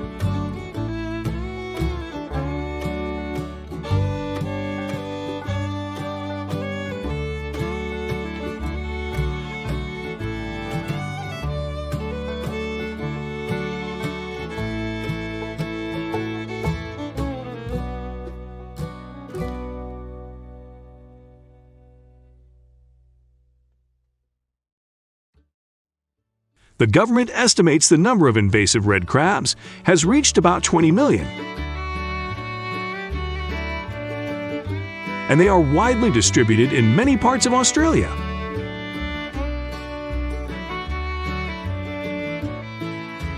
This situation poses many challenges in managing and controlling their spread,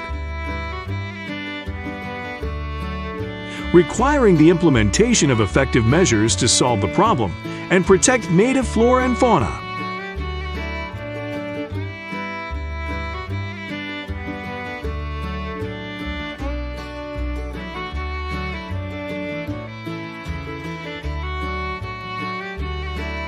The red crab, with its strong invasiveness, creates great concern in the community. For Australian farmers, they cause heavy damage to agriculture by destroying crops, damaging dams and canals, affecting farmers' profits and daily lives.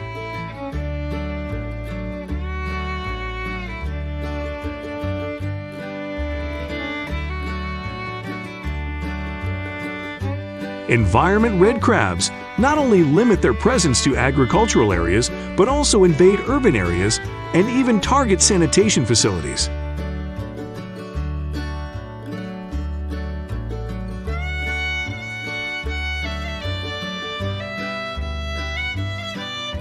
Their ability to move flexibly poses new challenges for both farmers and municipalities.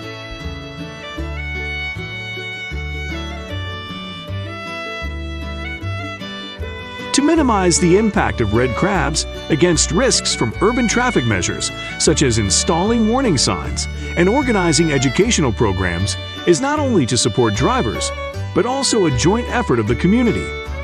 Fields to minimize risks from the sudden appearance of red crabs.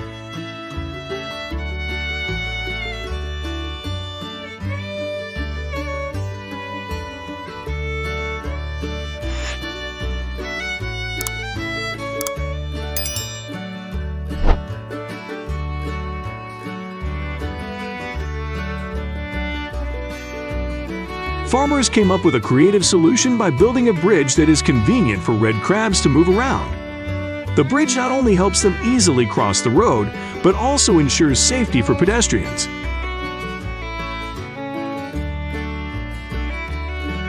This action is not only an expression of the spirit of conservation, but also shows harmony between humans and wildlife, creating a balanced and harmonious living environment. What do you think about this approach? If you agree, leave the number 1, and if you disagree, leave the number 0 in the comment section below.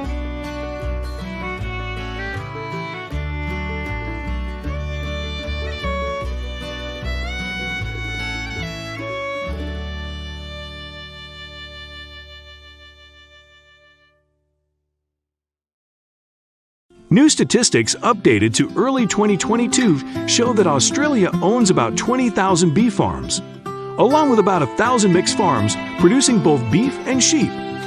Popular cattle breeds such as the Brahman, Hereford, Angus, and Murray Grey predominate, especially in Queensland, New South Wales, Victoria, and Western Australia.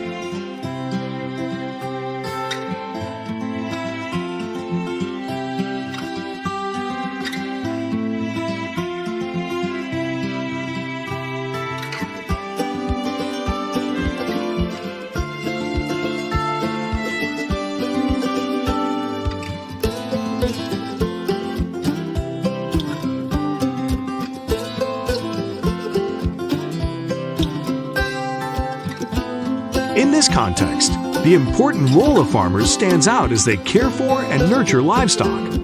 Providing special care for calves helps them grow strong and adapt well to the farming environment.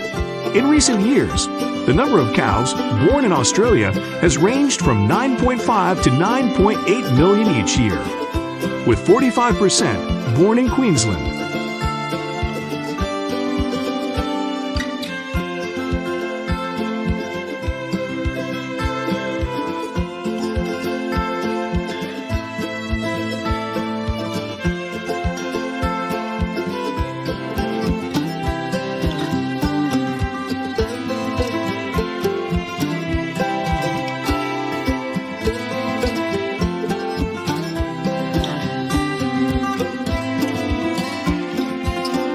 The critical period when the calf stays with its mother for about 3 months before separating helps build family relationships and learn important skills from her. However, not all calves have the opportunity to receive enough milk from their mothers, and in cases where mothers do not have enough milk, they can be separated earlier to ensure their health and development.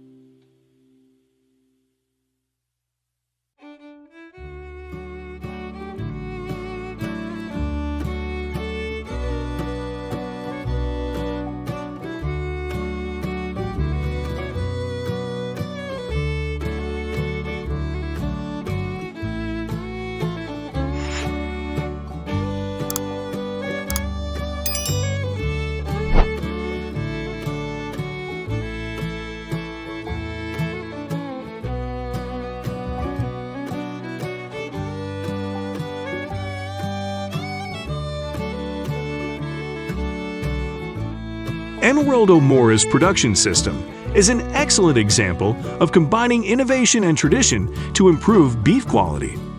This approach not only promotes healthy growth of livestock, but also contributes to the premium quality of meat products.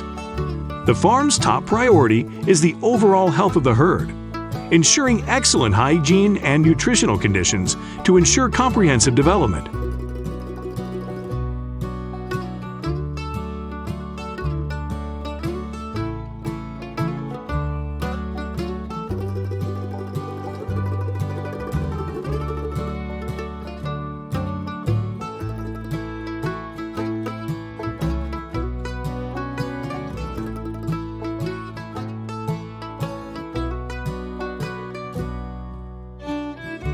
Develop production systems based on proper management of animals, ensuring they are not subjected to stressful conditions and are fully adapted to a green diet.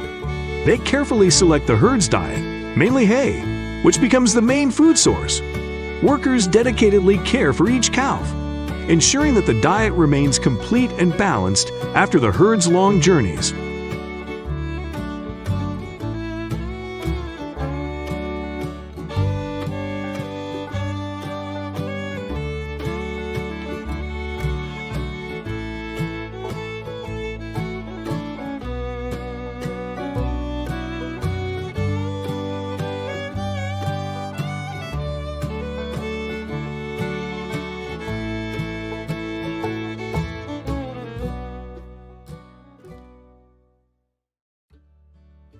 The length of time a herd of cattle grazes in one field before moving to another depends on many factors, such as the number of cattle in the herd, the size of the field, and the resilience of the grass. Adult cattle are released daily into larger fields to graze and move, creating a natural environment where they can mature and thrive.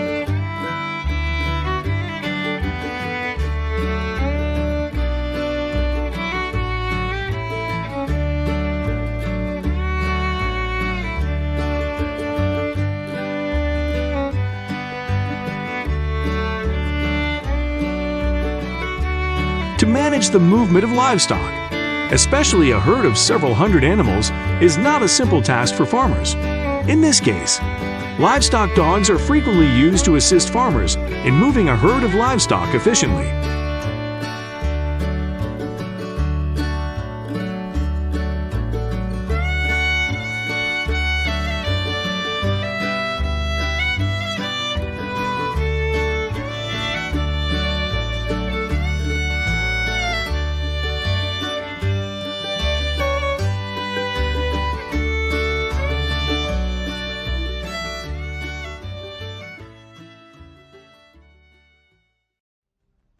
However, faced with the potentially difficult task of moving livestock from one pasture to another, modern helicopters are specially adapted for agricultural purposes, helping to prevent livestock from escaping. Halicopter. This provides great convenience and efficiency, allowing farmers to transport livestock over large distances in short periods of time.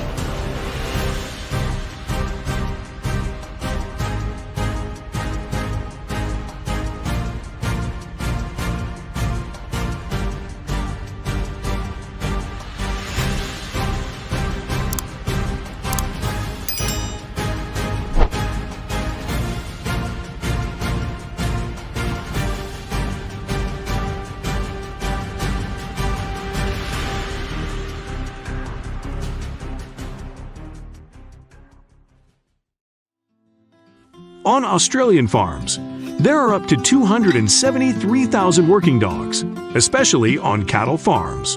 The interesting thing is that these dogs not only live, but are also trained to become effective employees. They are trained to perform skills and obey their masters, helping farmers manage everything from grazing to herd management.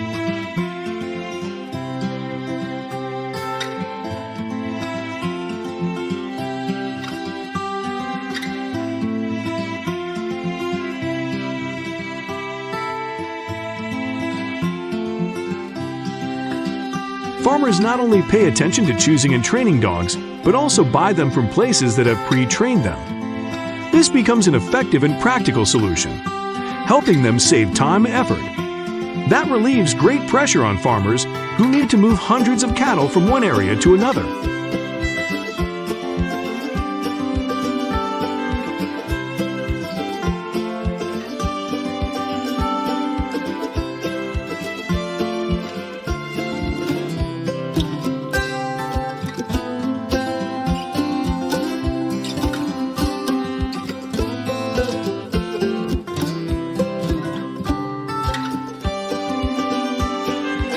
Each year, around 8.3 million head of livestock are sacrificed to provide meat in Australia, with annual domestic beef production ranging from 2.3 to 2.7 million tons. What is attractive is that up to 70% of this beef is exported abroad, especially because the quality of Australian beef is highly appreciated. This is not only an important source of income for Australia, but also highly appreciated by consumers around the world.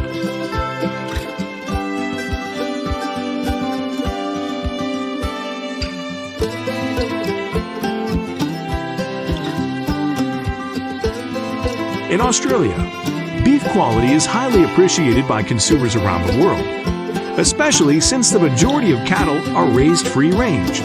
This not only provides an important source of income for Australia, but also creates a solid reputation for the quality of exported beef.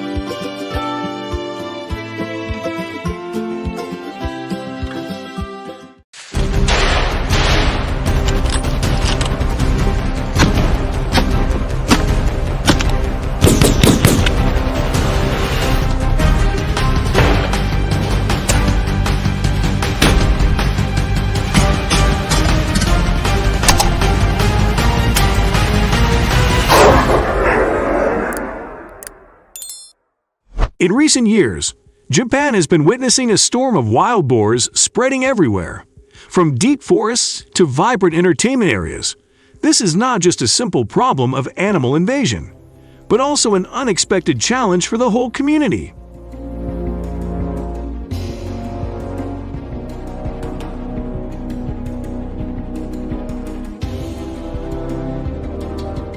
Wild boars suddenly attack people, especially when they are skiing, causing dangerous and unpredictable accidents. Wild boars often appear not only in peri-urban areas, but also invade residential areas, causing serious problems such as destroying crops and damaging streets. If you want to know how to solve the wild boar problem in Japan, please leave number 1 below in the comments section.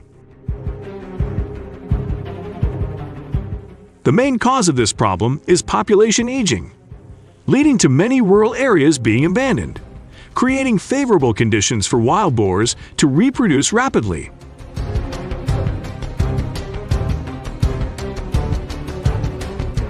They freely roam the streets and often rush like crazy into vehicles, causing accidents and damaging cars.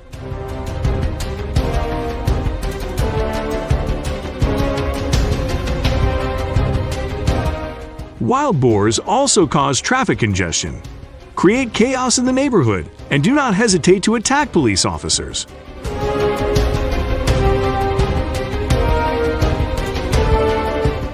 to control the situation. These people often use nets and screens to capture wild boars, and in some cases, they are successful in doing so.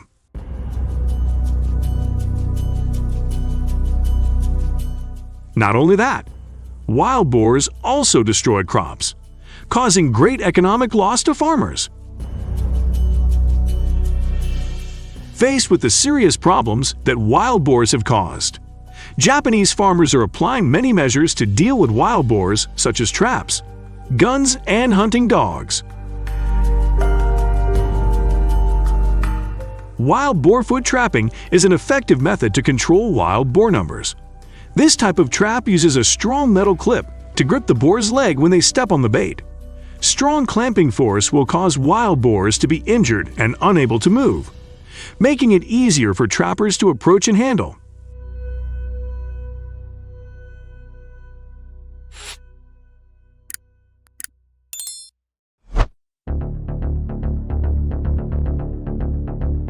Special traps called wild boar nose traps are used to control the wild boar population.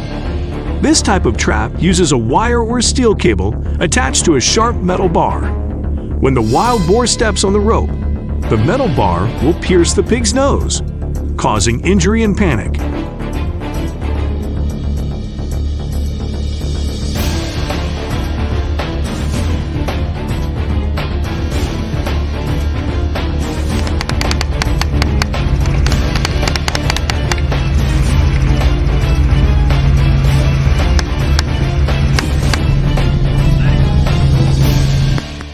In Japan, some farmers use hunting rifles to kill wild boars, especially when the pigs cause damage to farms or agricultural lands. The presence of wild boars can cause many problems, such as destroying land, destroying crops, and threatening human safety. However, the use of guns to hunt wild boars must comply with legal and safety regulations, ensuring that the killing of pigs takes place effectively and at the same time does not pose a danger to people and other livestock. Hunting dogs have become indispensable companions in hunting wild boars. With the ability to detect scent and flexibility, they easily move in the jungle, following the trail of hard-to-find prey. As the hunters entered cautiously, dogs led the way, their bark signaling the arrival of wild boar ahead. With cooperation and natural hunting skills, the bond between human and hunting dog grows stronger, creating an exhilarating hunting experience.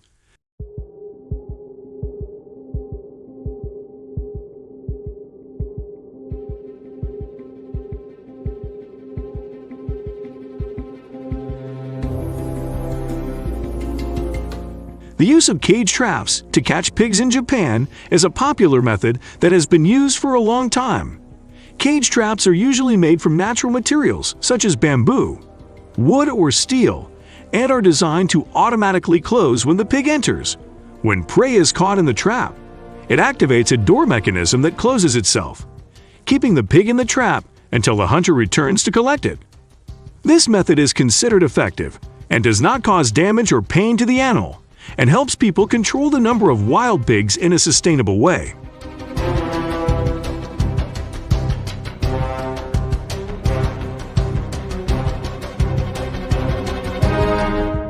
In addition, they also plant unattractive plants for wild boars and surround the fields with nets to prevent their entry.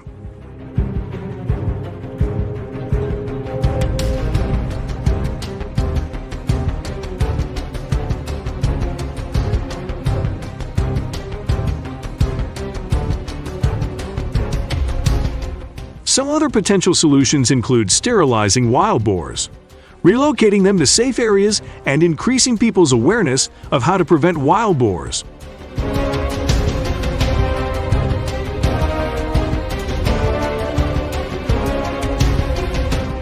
And encourage everyone to participate in control efforts, so they can share information about how to take safe and effective measures to protect food sources and habitats.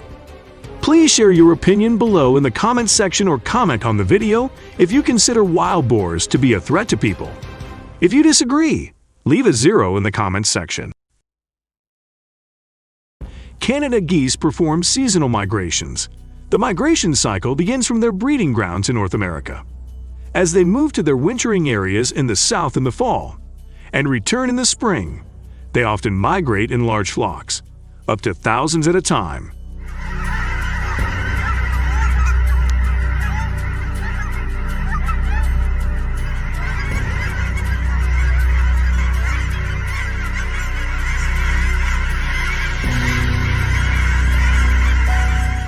Herds, after traveling long distances, often cover a few hundred miles.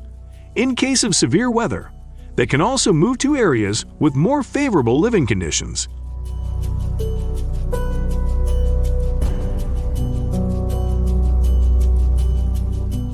It is their habit to regularly gather in grasslands and swamps, where there are abundant food sources and favorable living conditions.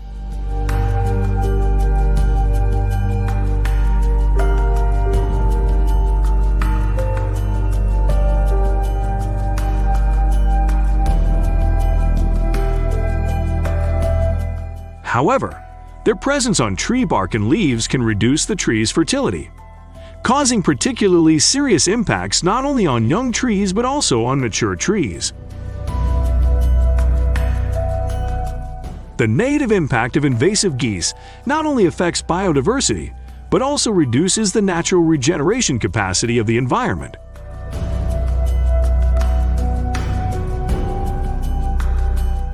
This situation extends to native animals as they compete fiercely for food and shelter.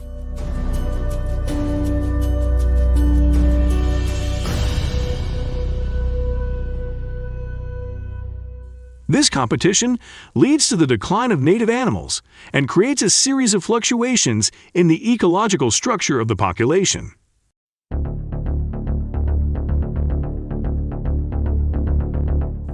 With the rapidly growing invasive goose population, millions of people each year are forcing governments to take measures to deal with the population.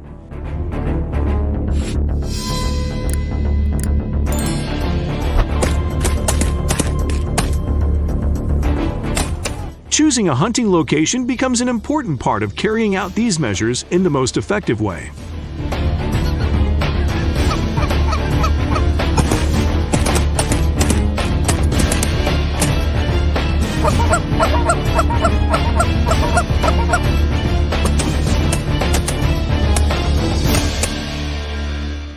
Large fields with lots of grass and food sources are ideal destinations for flocks of geese.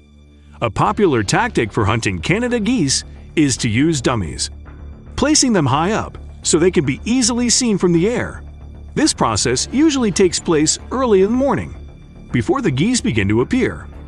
Once the hunters have chosen a hunting location, placing the mannequin creates favorable conditions for them to observe the movements of the herd.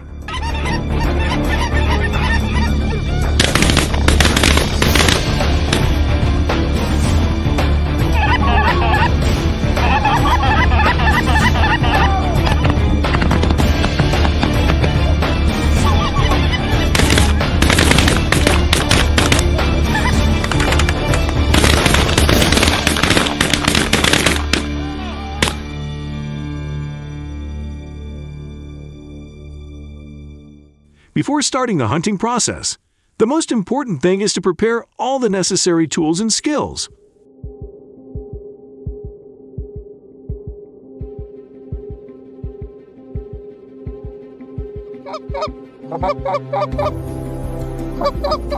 Shoot him, boys!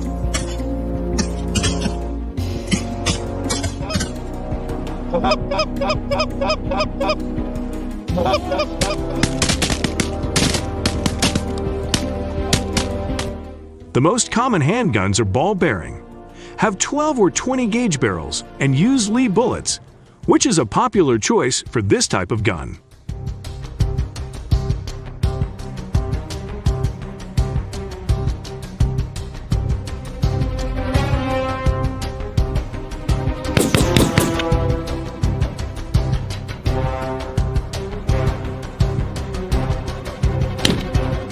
Binoculars are used to see from a distance while you hide, helping you hide your location from the attention of geese.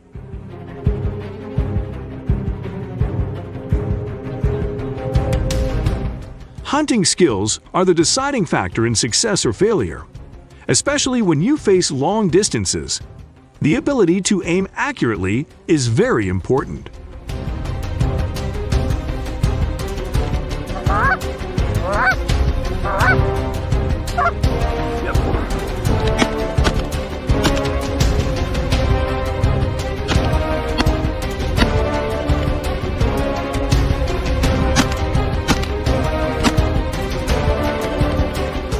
After shooting, it is important to harvest goose carcasses immediately to ensure meat quality and avoid waste.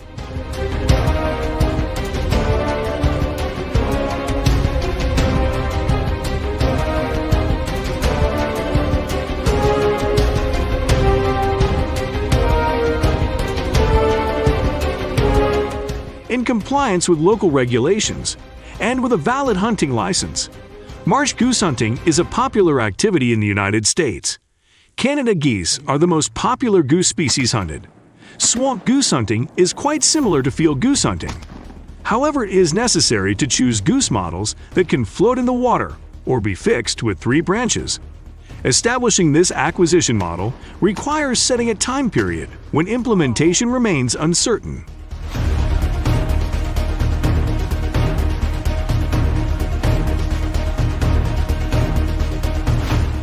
Placing a small goose model in a large area can attract more geese.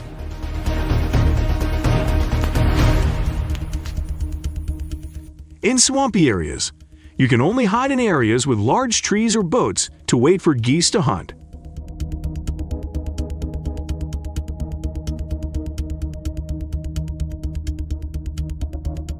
Hunters need to wait patiently for the geese to arrive, because geese often migrate to the marsh in the early morning or late afternoon.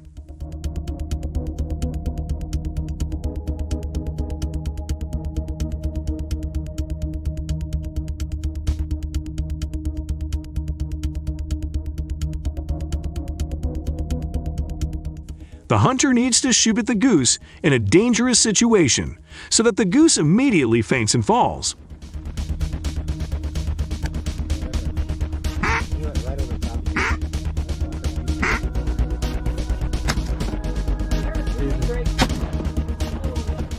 After the goose falls, it can be moved and harvested without affecting the quality of the goose.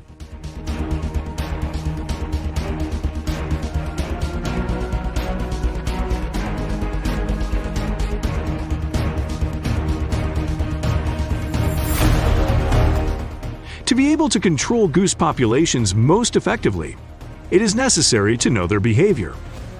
Hunting is an effective means of controlling goose populations. However, hunting can only control the goose population to a certain extent without the need for other measures.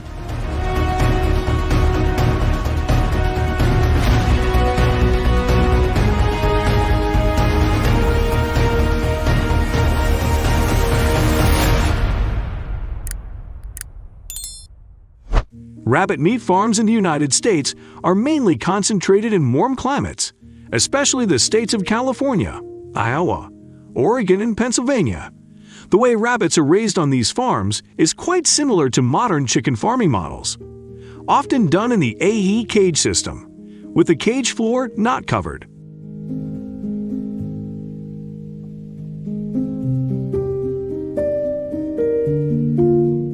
No lining is used to cover the rabbit's waistline in the cage, making it easy for them to escape.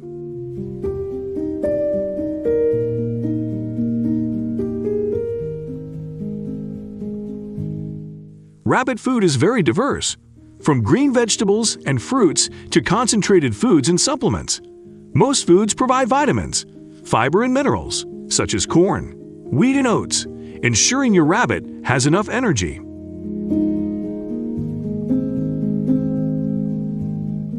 Rabbits have short reproductive cycles, with a gestation period of about 5 to 6 months and a nursing period of about 30 days per litter. Each litter of female rabbits can give birth to 6 to 12 babies, depending on nutrition and care. The best temperature for raising rabbits is between 18 and 24 degrees Celsius, as high or low temperatures can affect their health and productivity. The weight of rabbits reaches from 2.5 to 3 kilograms.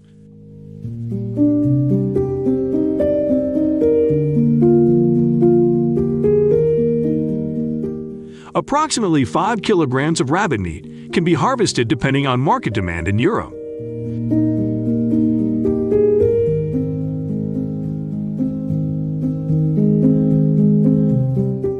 France is the largest rabbit farming country in Europe, with a production range of 2 million tons per year. While the United States is the largest rabbit farming country nationally with 1.5 million tons annually. The number of rabbits in each farm depends on the size. From a few hundred to a few thousand, each farm can harvest from 100 to 200 tons of rabbit meat per year, with prices ranging from $454 to $681 each time, depending on quality and market demand. Therefore, each rabbit farm can bring in from $1 to $3 million annually.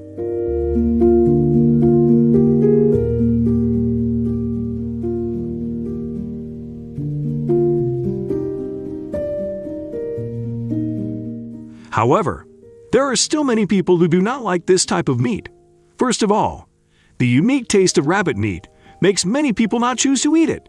Second, the price of rabbit meat is often higher than other types of meat. Third, rabbit meat is not popular in many grocery stores, even though rabbit meat is considered a healthy food, high in protein and low in fat and cholesterol. However, its different flavor compared to other popular meats makes it unfamiliar to many people.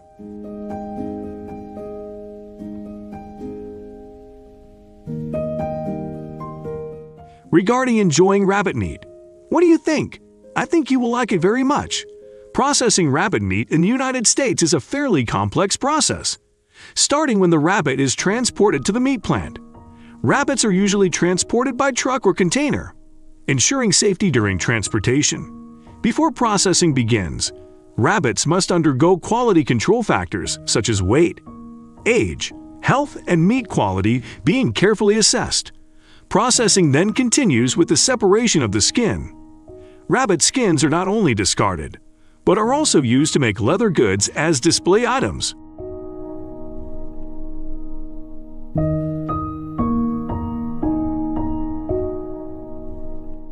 Bags containing rabbit offal should not be overlooked, whether they are removed mechanically or manually, and can be used to produce animal feed or compost. The rabbit meat is then washed with salt water or clean water to ensure hygiene. The next step is to cut off the rabbit's feet for easier packaging and shipping.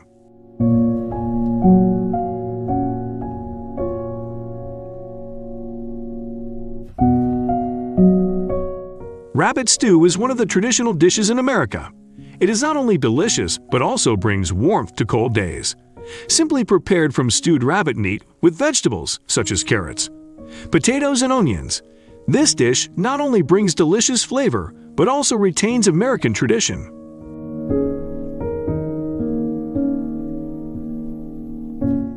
First, wash the rabbit meat and cut it into bite-sized pieces.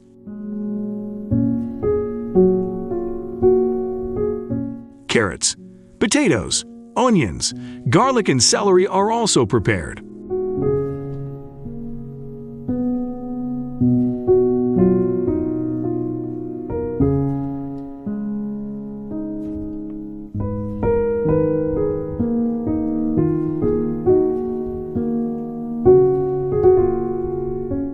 Next, marinate the rabbit meat with salt, minced garlic, and black pepper for about 30 minutes. Then put the rabbit meat in a pot. Pour water to cover the meat and stew for 1 hour.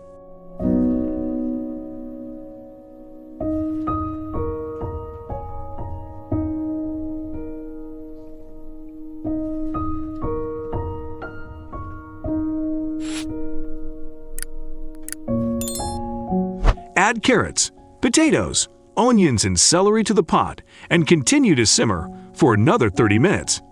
After that, you can pour a little red wine and chicken broth into the pot. Boil to taste and stew for another 15 minutes until the rabbit meat and vegetables are soft.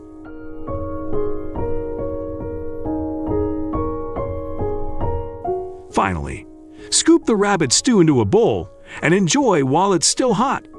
To make the meal more rich and attractive, you can combine stewed rabbit with rice or bread and add other vegetables such as mushrooms or peas.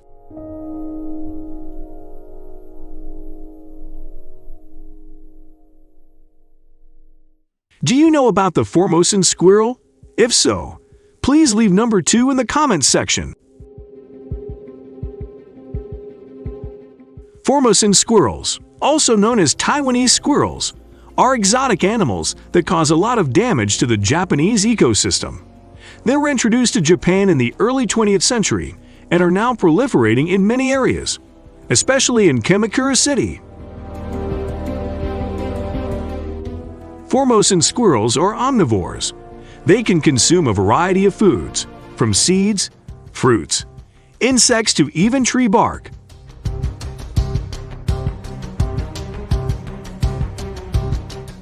The diversity of their diet impacts native animals, causing fierce competition for food. This not only affects the survival of native animals, but also causes significant damage to people's crops and gardens.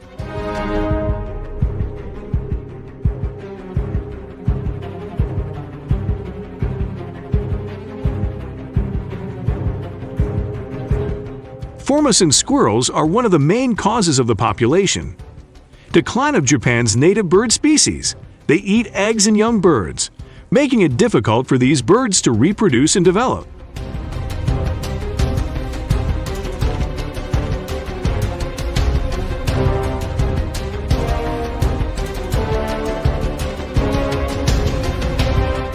Formosan squirrels can carry pathogens, endangering the health of humans and other animals. Some diseases carried by Formosan squirrels include rabies, scabies, and Powassan virus disease.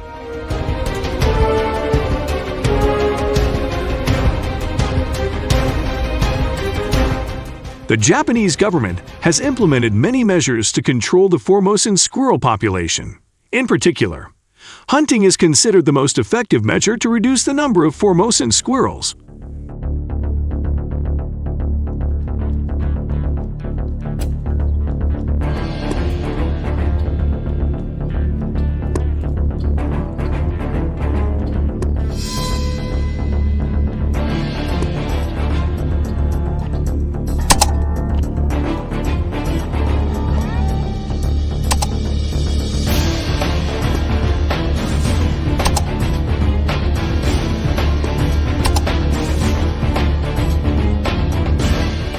The Mainichi newspaper reported that local authorities in 2000 launched a plan to capture and destroy squirrels.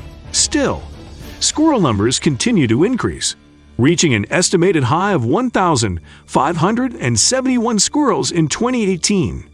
Officials say that number will soon be surpassed this year, with 1,533 squirrels caught in just 8 months. First month of 2023.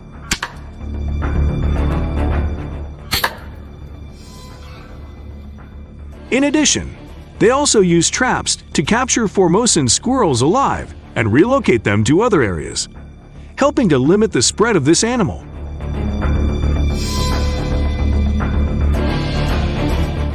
The local government of Kamakura has proposed additional budget allocations to fund a campaign against the squirrel species.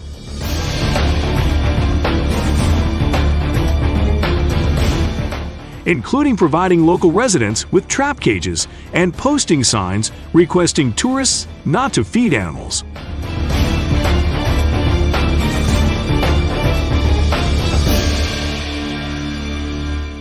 Squirrel meat is a unique and nutritious dish, loved for its delicious taste and high nutritional value. With its light pink color and soft texture, squirrel meat is not only rich in protein, but also contains many important vitamins and minerals, such as vitamin B12, B6, potassium, and iron. In particular, squirrel meat is low in fat and cholesterol, making it an ideal choice for people who want to maintain a healthy diet or have heart health problems.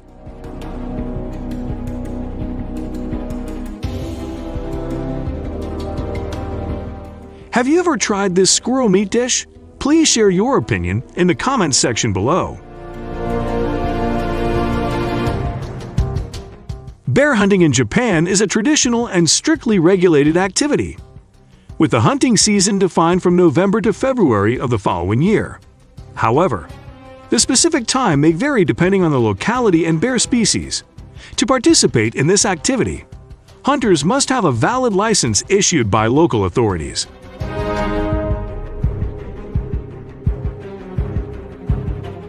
Bear hunting in Japan is not just a sporting activity, but also part of the country's long-standing culture and tradition. However, it is also a challenging activity and requires careful preparation along with strict adherence to safety regulations.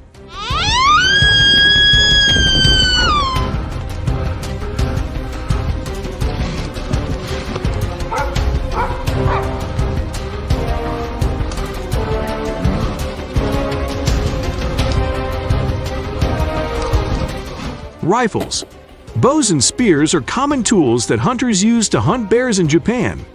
Rifles are often popular because of their long-range shooting ability and high accuracy. Bows and arrows are used in areas with complex terrain, while spears are suitable for deep forest areas.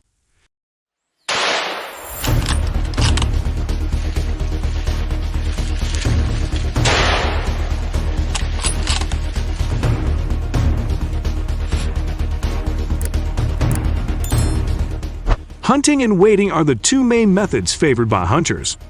Hunting requires tracking bears, using traces such as footprints and droppings to find their location. Hunters then proceed to shoot bears when they are discovered.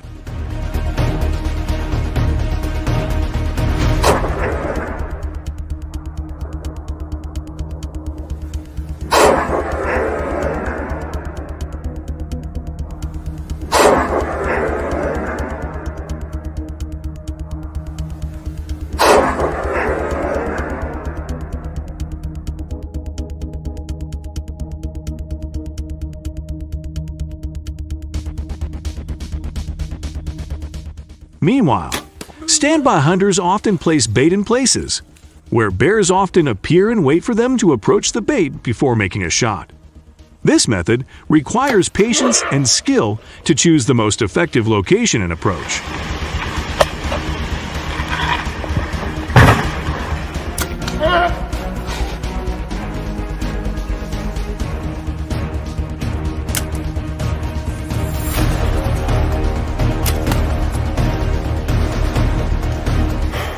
However, it should be noted that this activity is not without risks, and compliance with safety regulations is very important. This includes wearing protective gear, staying in contact for help, and not hunting alone. Compliance with these regulations not only protects hunters, but also keeps hunting in a safe and responsible environment.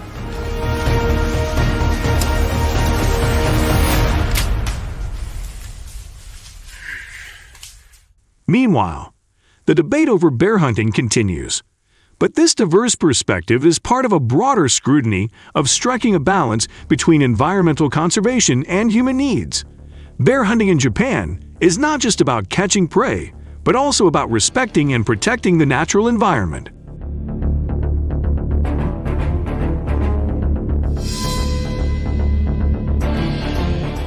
The green anole lizard, also known as the Carolina lizard, is becoming a worrying problem in Japan's ecosystem. This lizard species, introduced to the country in the early 20th century, is spreading and multiplying in many areas across the country.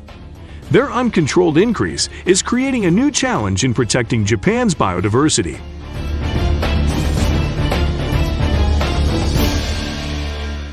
The green anole lizard, an exotic animal, has become a threat to Japan's ecosystem. This lizard, being a carnivore, consumes a large number of insects, including those that are beneficial to the ecosystem.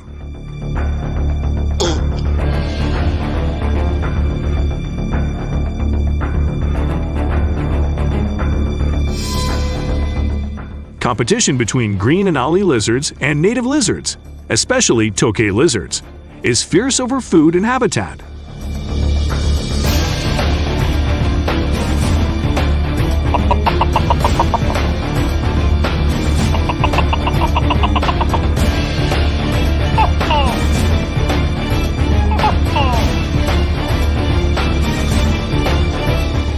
eliminating green anole lizard habitat by eradicating areas with lots of trees and bushes, where they often seek refuge and live, can help reduce the spread of this species.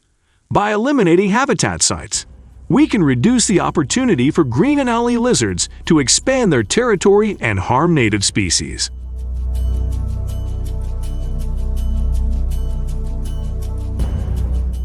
Using traps to control green anole lizard populations is another effective method. Traps can be placed in spots where they commonly appear and use attractive materials or food to attract them into the trap. In this way, we can effectively reduce the number of green anole lizards in the area and limit the uncontrolled growth of this species.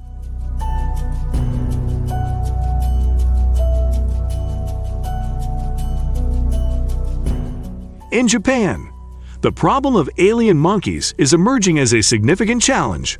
According to Ms. Yamazaki, a resident of Chiba Prefecture, east of Tokyo, the area near her home is facing an increasing number of these monkeys.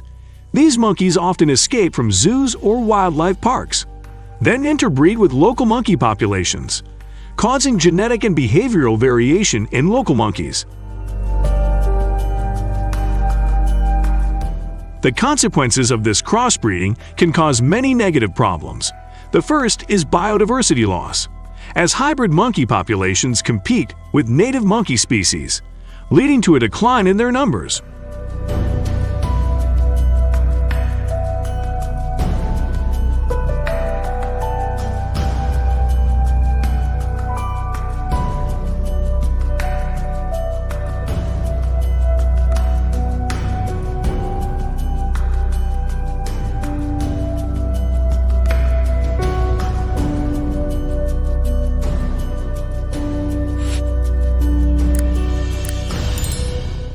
The second is a change in monkey behavior, as some hybrid monkeys may carry aggressive or destructive genes from other alien monkey species, posing a danger to humans and property.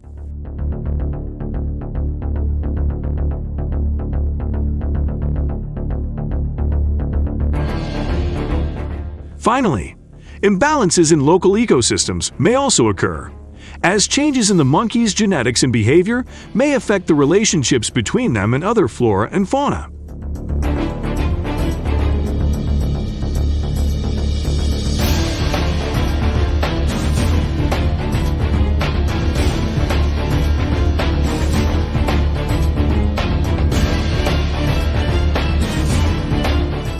To solve this problem, measures should be taken to control and prevent monkey escapes by increasing security at zoos and wildlife parks, and control the number of hybrid monkeys by capturing and relocating them from native monkey habitats.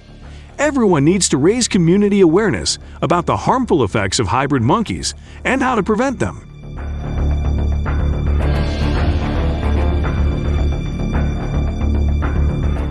The hybrid monkey problem is a serious problem that needs to be carefully considered and resolved to protect local ecosystems and biodiversity.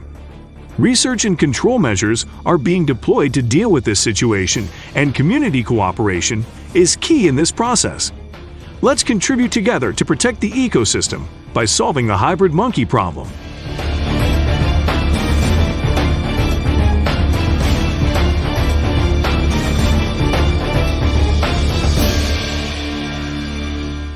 Moving on to another topic, let's explore frog farms in Vietnam to discover the process of transforming frog eggs into delicious frog legs for the dinner table.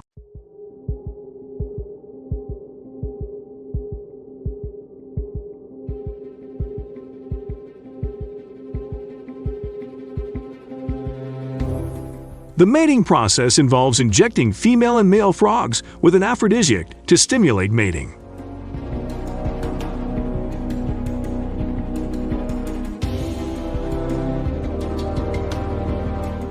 They are then released into separate tanks that have been prepared for mating and egg laying.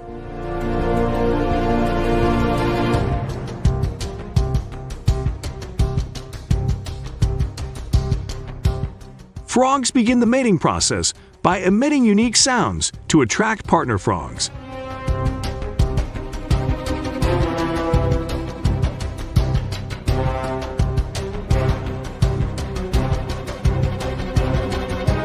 The male grasps the female from behind in a mating position, releasing sperm as the female lays the eggs.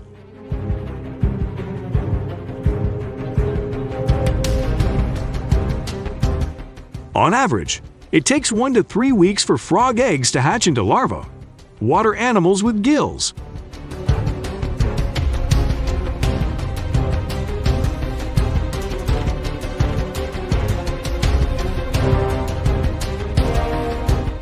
Through metamorphosis, the larvae become young frogs, also known as young frogs or frog larvae, with lungs, legs, and a shape similar to adult frogs.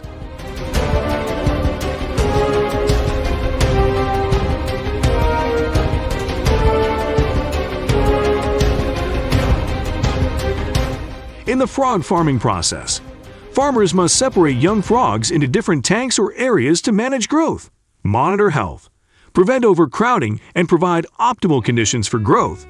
Periodic cleaning of the tank or equipment surface to prevent algae or bacteria buildup is common.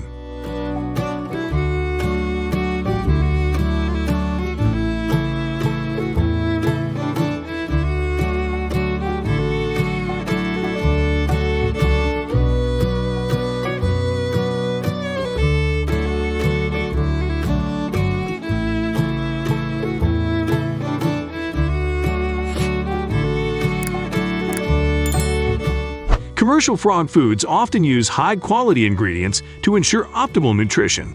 These ingredients may include fish balls, soybeans, grains, vitamins, minerals, and other additives necessary for the frog's health and growth. The pellets are designed to float on water, making them easily accessible to both live and semi-live frogs.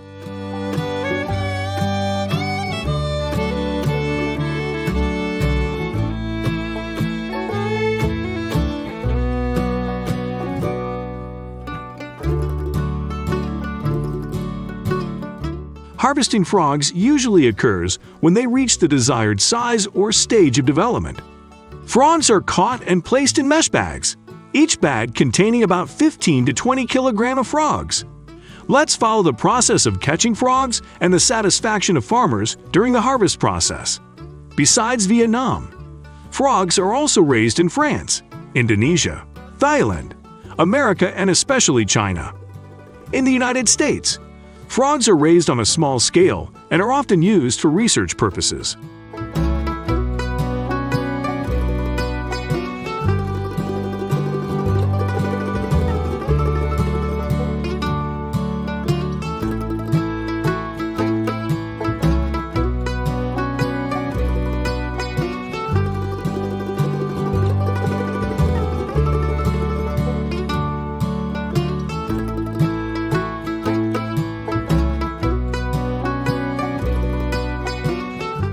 Frog bags are weighed before being transported to the market or processing plant. Their plant frogs are killed, skinned, and their legs cut off. Once the legs were collected, they were washed and immersed in a cold water bath at 7 degrees Celsius to remove any remaining blood. The frog's legs are then trimmed with scissors to remove remaining skin organs and blood stains. After washing, the frog legs are transferred to the freezing line. They are arranged in layers, not overlapping each other. The temperature of frog legs after freezing needs to reach -8 degrees Celsius.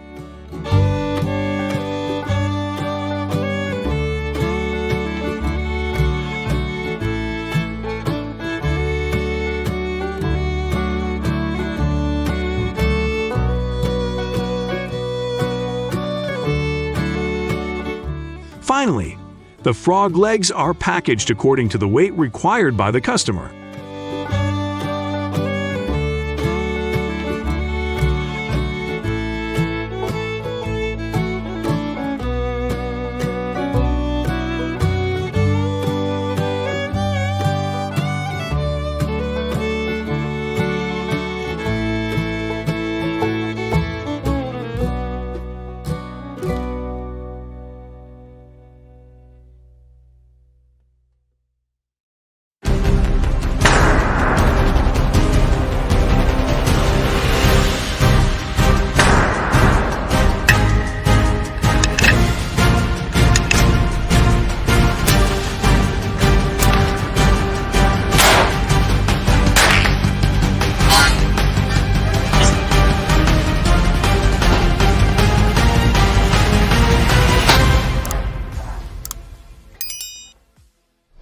Florida farmers are facing a major challenge from millions of wild monkeys spread across the state, from cities to farm fields.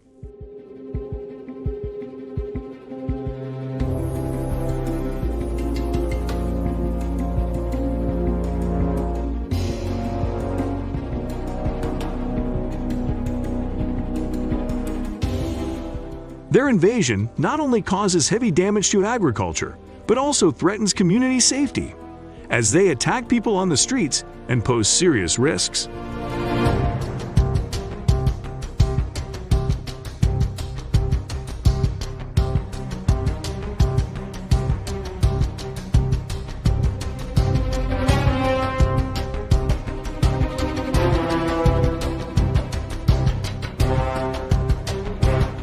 So, to solve this challenge, what measures will farmers in Florida have to take?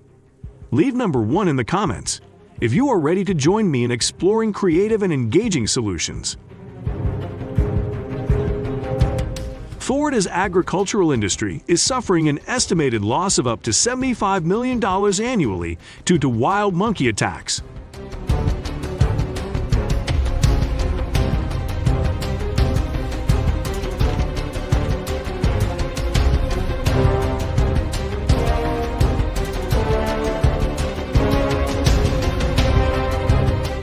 This has prompted efforts to implement more effective control measures, with the shooting of wild monkeys becoming an important method.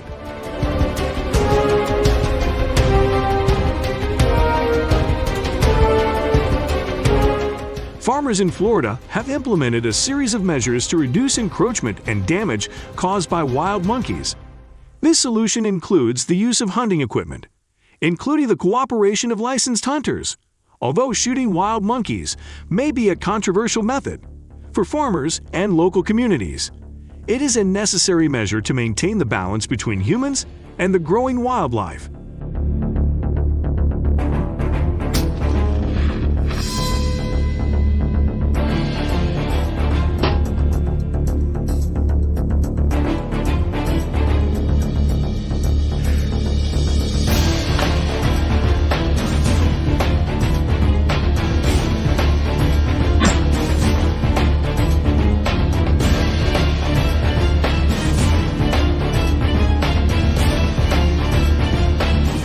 Florida hunters' method of wild monkey control, combined with the use of hunting equipment, is carried out in accordance with the state of Florida's strict hunting regulations.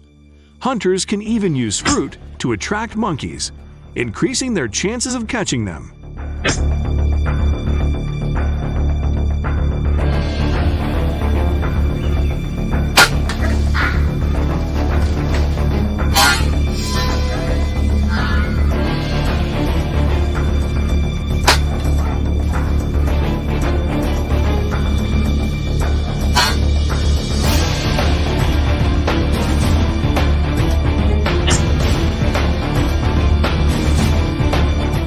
Shooting wild monkeys is considered an effective method of controlling the monkey population.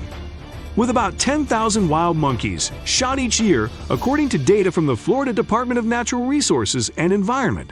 However, this method is not without mixed opinions, with many people believing that this is a cruel and unnecessary measure.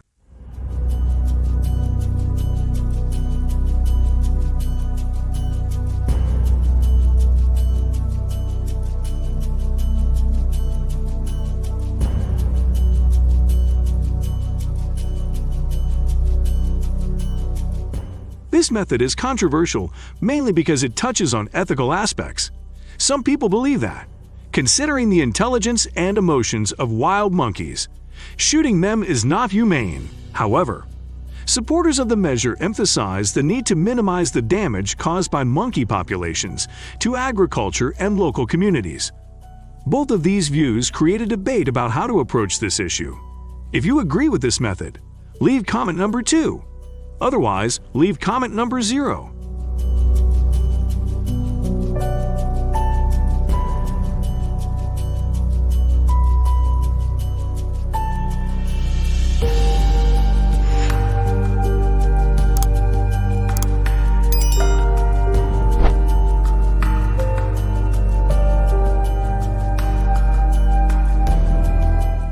The most effective way to control invasive wild monkey populations is challenging, and maintaining a balance between wild monkey population control and ethics is an important issue.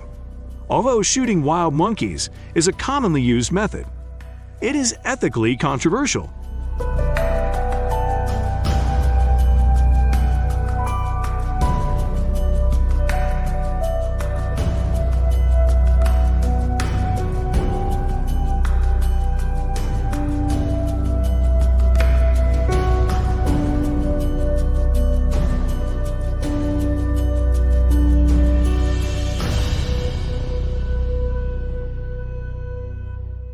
Research and discussion of other control measures could help shape the future of wild monkey management in Florida. Among these measures, barrier planting can not only protect agriculture from wild monkey attacks, but also provide environmental benefits.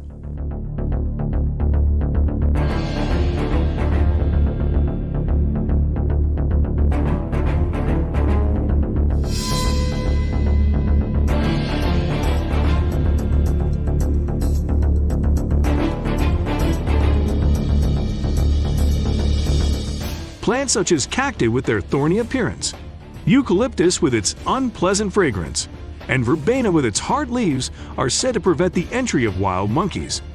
Planting this hedge not only creates a protective barrier, but can also create a suitable environment for many other plants, while also helping to maintain a balance between agricultural predictability and monkey survival.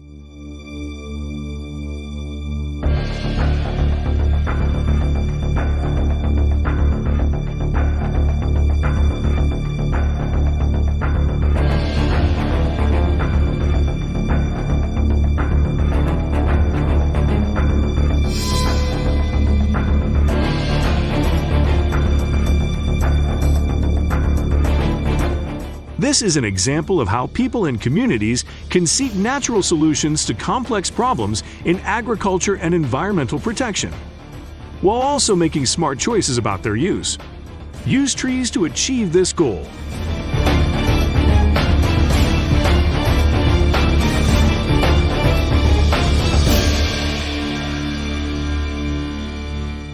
Not only helping to protect agriculture, but also promoting positive interactions between humans and nature. Planting barrier trees is not only a means of protection, but also a way to maintain flora and support development of wild monkeys and their natural environment. By combining agricultural wisdom and respect for the environment, we can ensure that humans and nature can exist together in balance.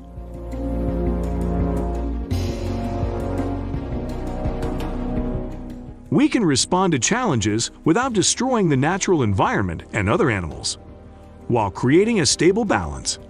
One of the means used successfully is the use of trained dogs to deal with wild monkeys.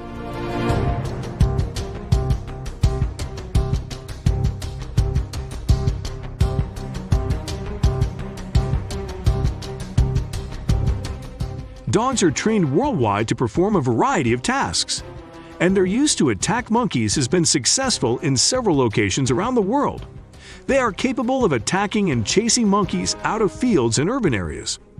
The presence of a few dogs may even be enough to keep the monkeys away, effectively controlling the population without causing them great harm. This exemplifies how we can innovate and integrate natural solutions to solve environmental and agricultural problems.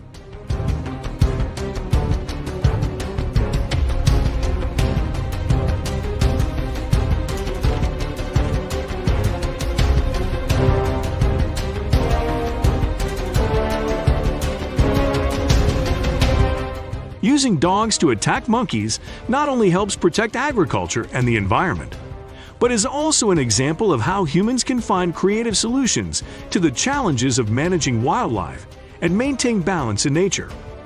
One of the other means used effectively is the application of cage traps, an organized method of controlling wild monkeys.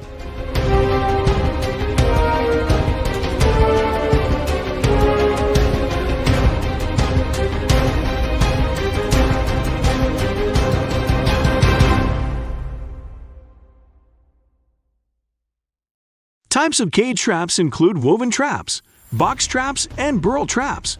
which help us safely capture and collect wild monkeys that need to be controlled. Most importantly, this method is painless for the monkeys, ensuring the capture process is humane and does not harm their health after capture.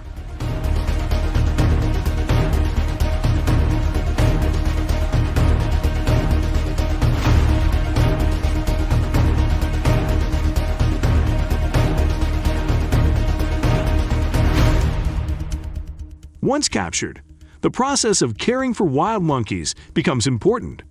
Forest monkeys need to be health checked and vaccinated to ensure they are not carrying infectious diseases.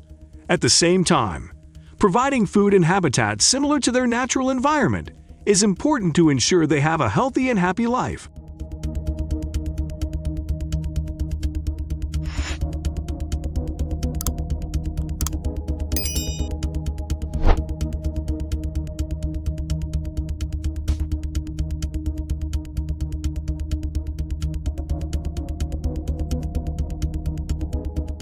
When releasing wild monkeys, it is important to choose an area that suits their natural living needs. This helps preserve the monkeys' natural habitat and ensures they have the opportunity to live freely and effectively reintegrate into the natural world. This is an illustrative example of how we can apply humane and effective solutions to preserve and protect wildlife.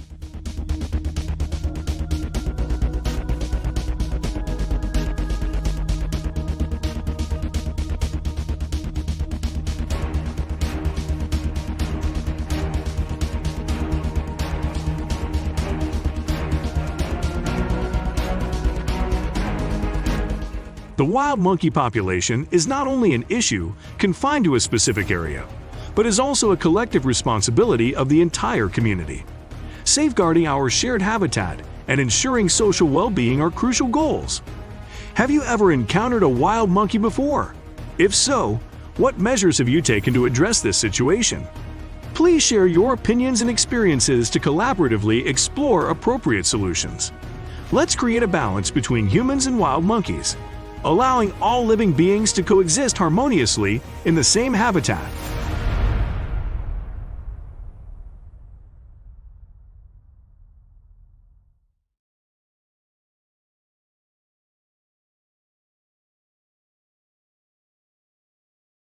European starlings are famous for their flock flying behavior, often moving in large flocks numbering up to thousands of birds.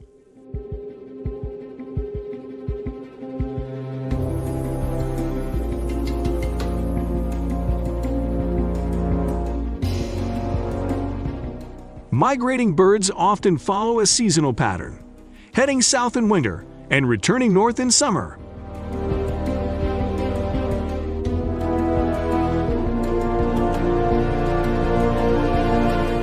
Seen from afar, flocks of European starlings fly in the sky, especially in spring.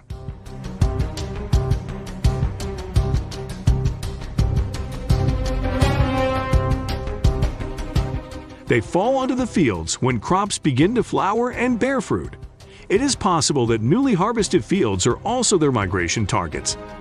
The migratory habits of this bird are truly as beautiful as a picture.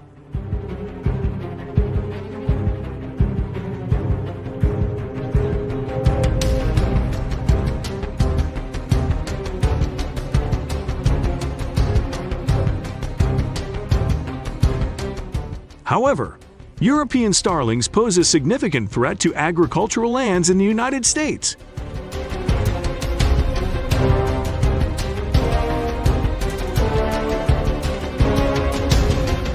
They eat flowers, fruits, and seeds of many different crops, causing yield reduction and affecting product quality.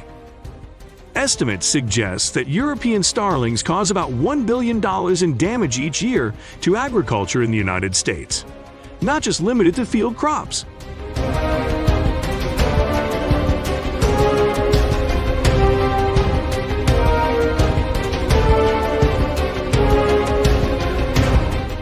They also destroy orchards and fruit trees.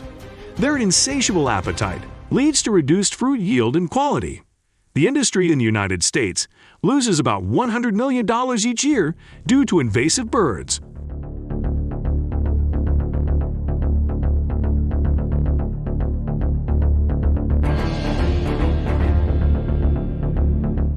The impact of the European starling is not limited to rural areas, but also extends beyond urban areas and residential areas.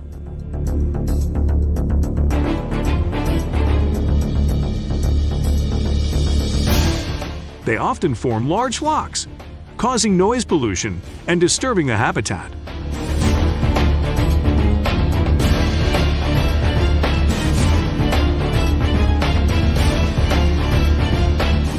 These birds also pose a danger to traffic when they fly across the road, increasing the risk of accidents.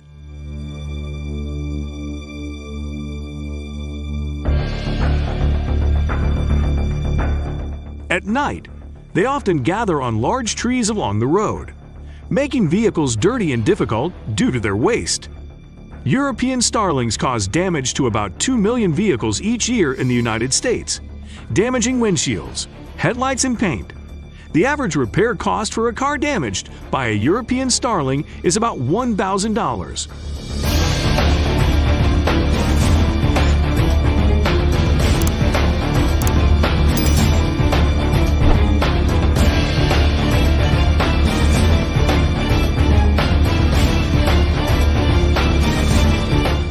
Lawns around people's houses are also often disturbed by flocks of European starlings in the early morning or late afternoon. Most concentrated in the fields, they create a lively and captivating spectacle.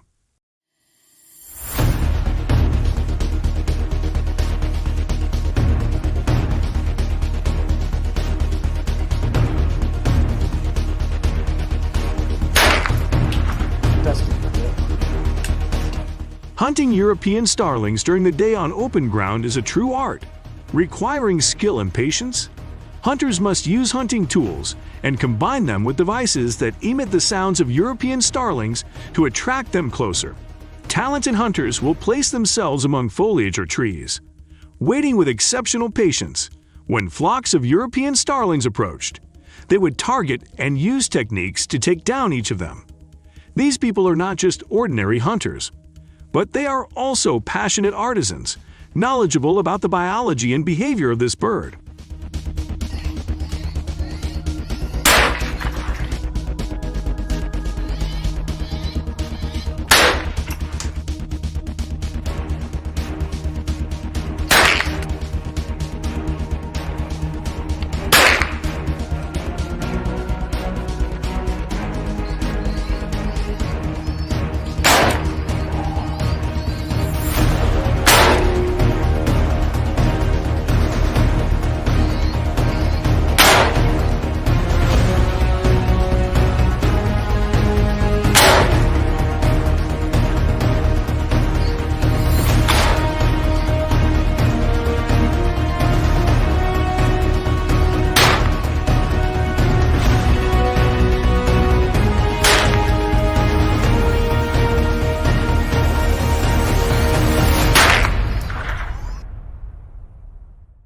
European starling hunting has been strictly regulated by the United States government since 1958.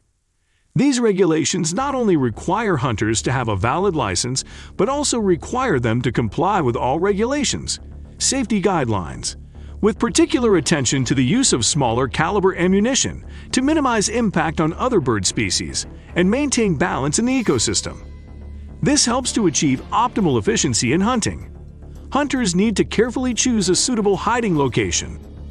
The choice of hunting location must not only be close enough to carry out the hunting act, but also far enough to avoid detection, especially from cunning birds.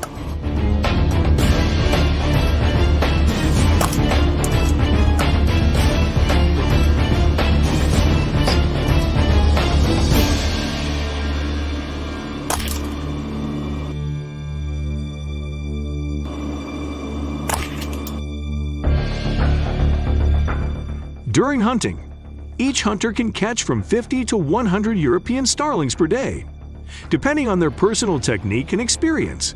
Respecting and complying with hunting regulations is not only a legal obligation, but also a way to ensure the sustainability of the European starling population, maintain the natural balance, and protect their habitat.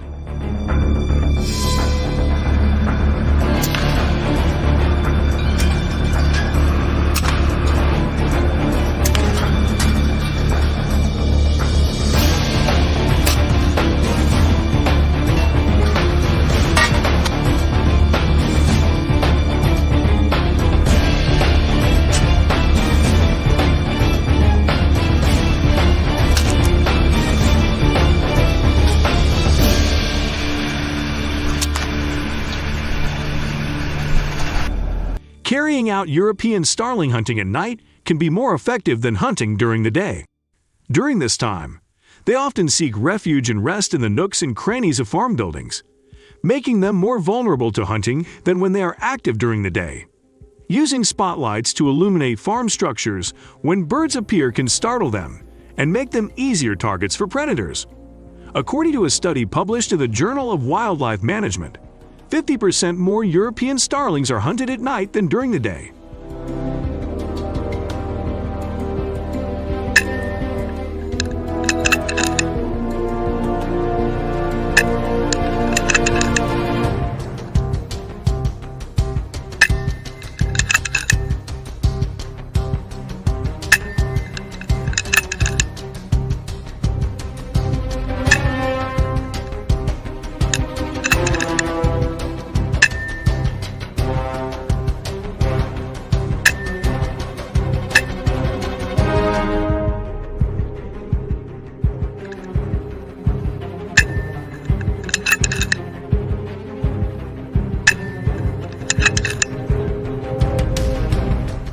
There are several factors that make night hunting easier for European starlings. First, they are often less alert at night because they are less concerned about natural predators. Second, they tend to fly more slowly at night, making them easier targets for hunters. However, hunting at night can also cause noise pollution and negatively affect the surrounding environment.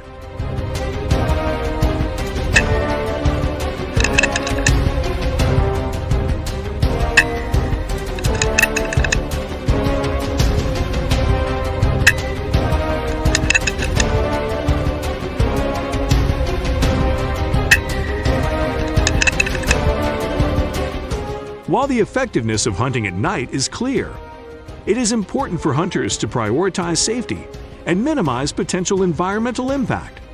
Being responsible and aware of the risks involved can ensure a balance between effective wildlife management and ethical considerations when pursuing European starlings at night.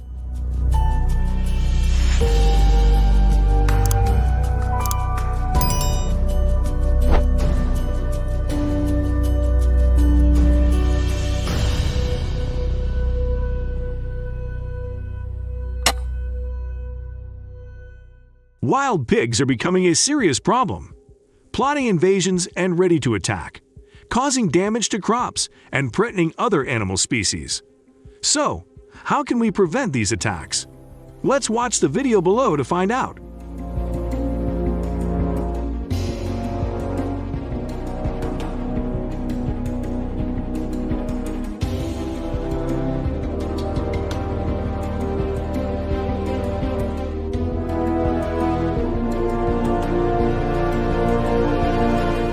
With wild pigs spreading to 30 out of 50 states in the United States, there are several measures to eradicate them.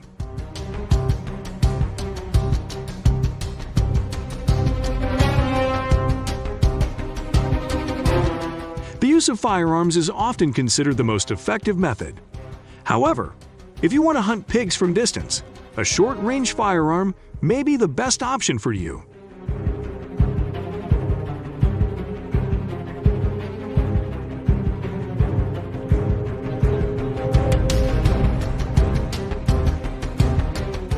First and foremost, we need to address the wild pig issue, especially in Texas. Over the years, these creatures have wreaked havoc on homes and farms, causing property damage during the harvest season and threatening agricultural products.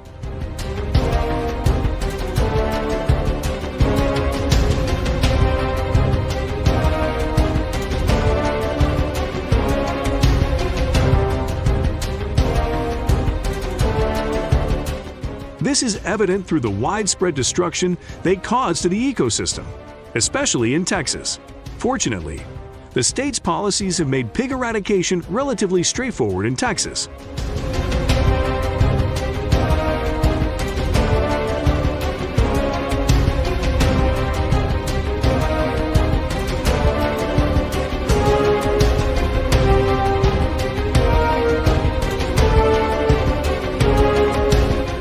While wild boar populations are found across various states, Texas hosts the largest number, with an estimated 3.5 to 4 million. Comprising nearly half of the nation's wild boar population, boars typically begin breeding at 6 months old, producing litters of 10 to 15 piglets annually.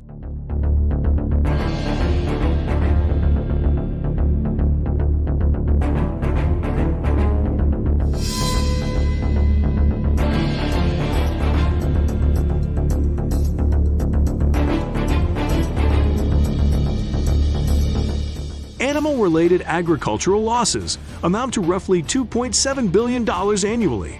Despite their woodland habitat, wild boar readily venture into fields when food is abundant, favoring vast expanses of crops like corn, vegetables, and wheat. They can wreak havoc on crops for weeks before departing. Consider the impact of a group of 25 wild boars invading and staying on a corn farm for a week.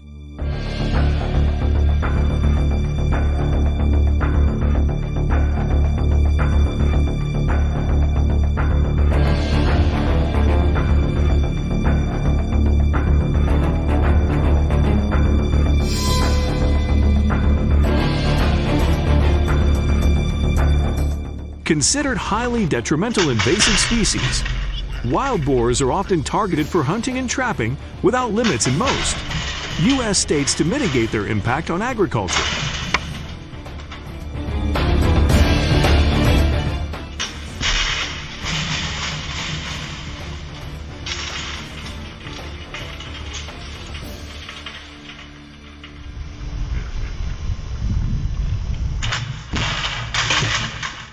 Once trapped, they are often sold to restaurants.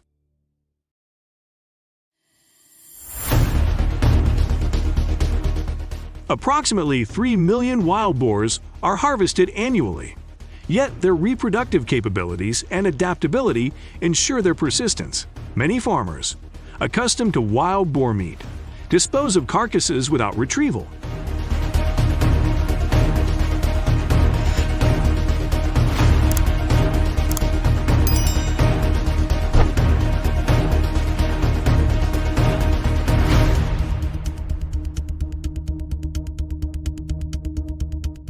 Although hunting wild pigs may be an exciting experience, it is not easy.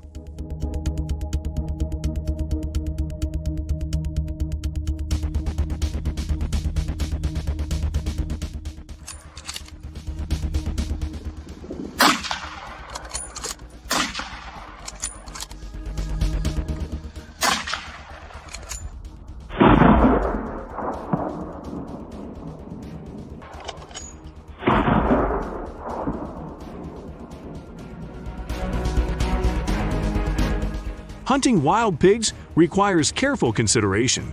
These animals have thick hides and soft flesh, making it crucial to aim for the head rather than the body. Professional hunters know this well, aiming for instant unconsciousness to ensure a quick and humane kill.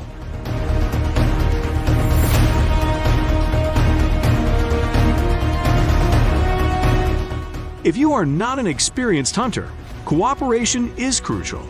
A missed shot can lead to danger, and having a companion to assist is invaluable, especially given the strength and speed of wild pigs.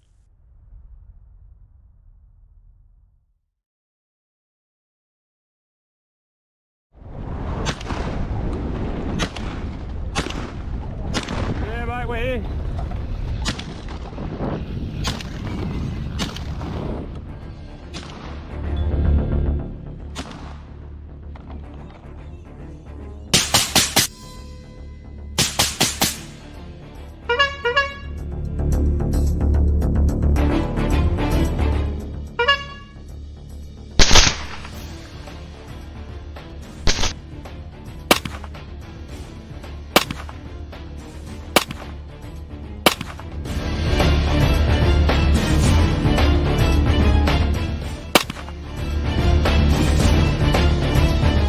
Choosing the right firearm for hunting wild pigs will significantly increase your chances of success.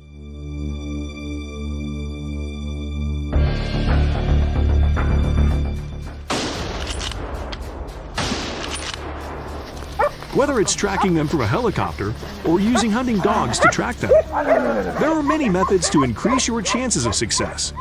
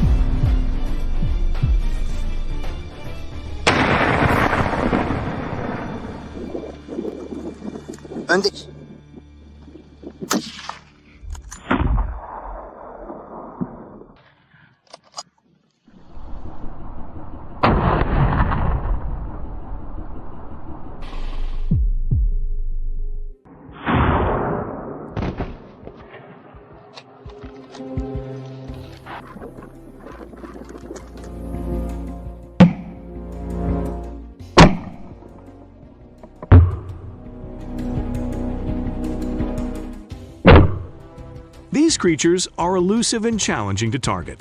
Did you know that tens of thousands of wild pig-related accidents occur every year? And a significant portion of these accidents occurs on roads.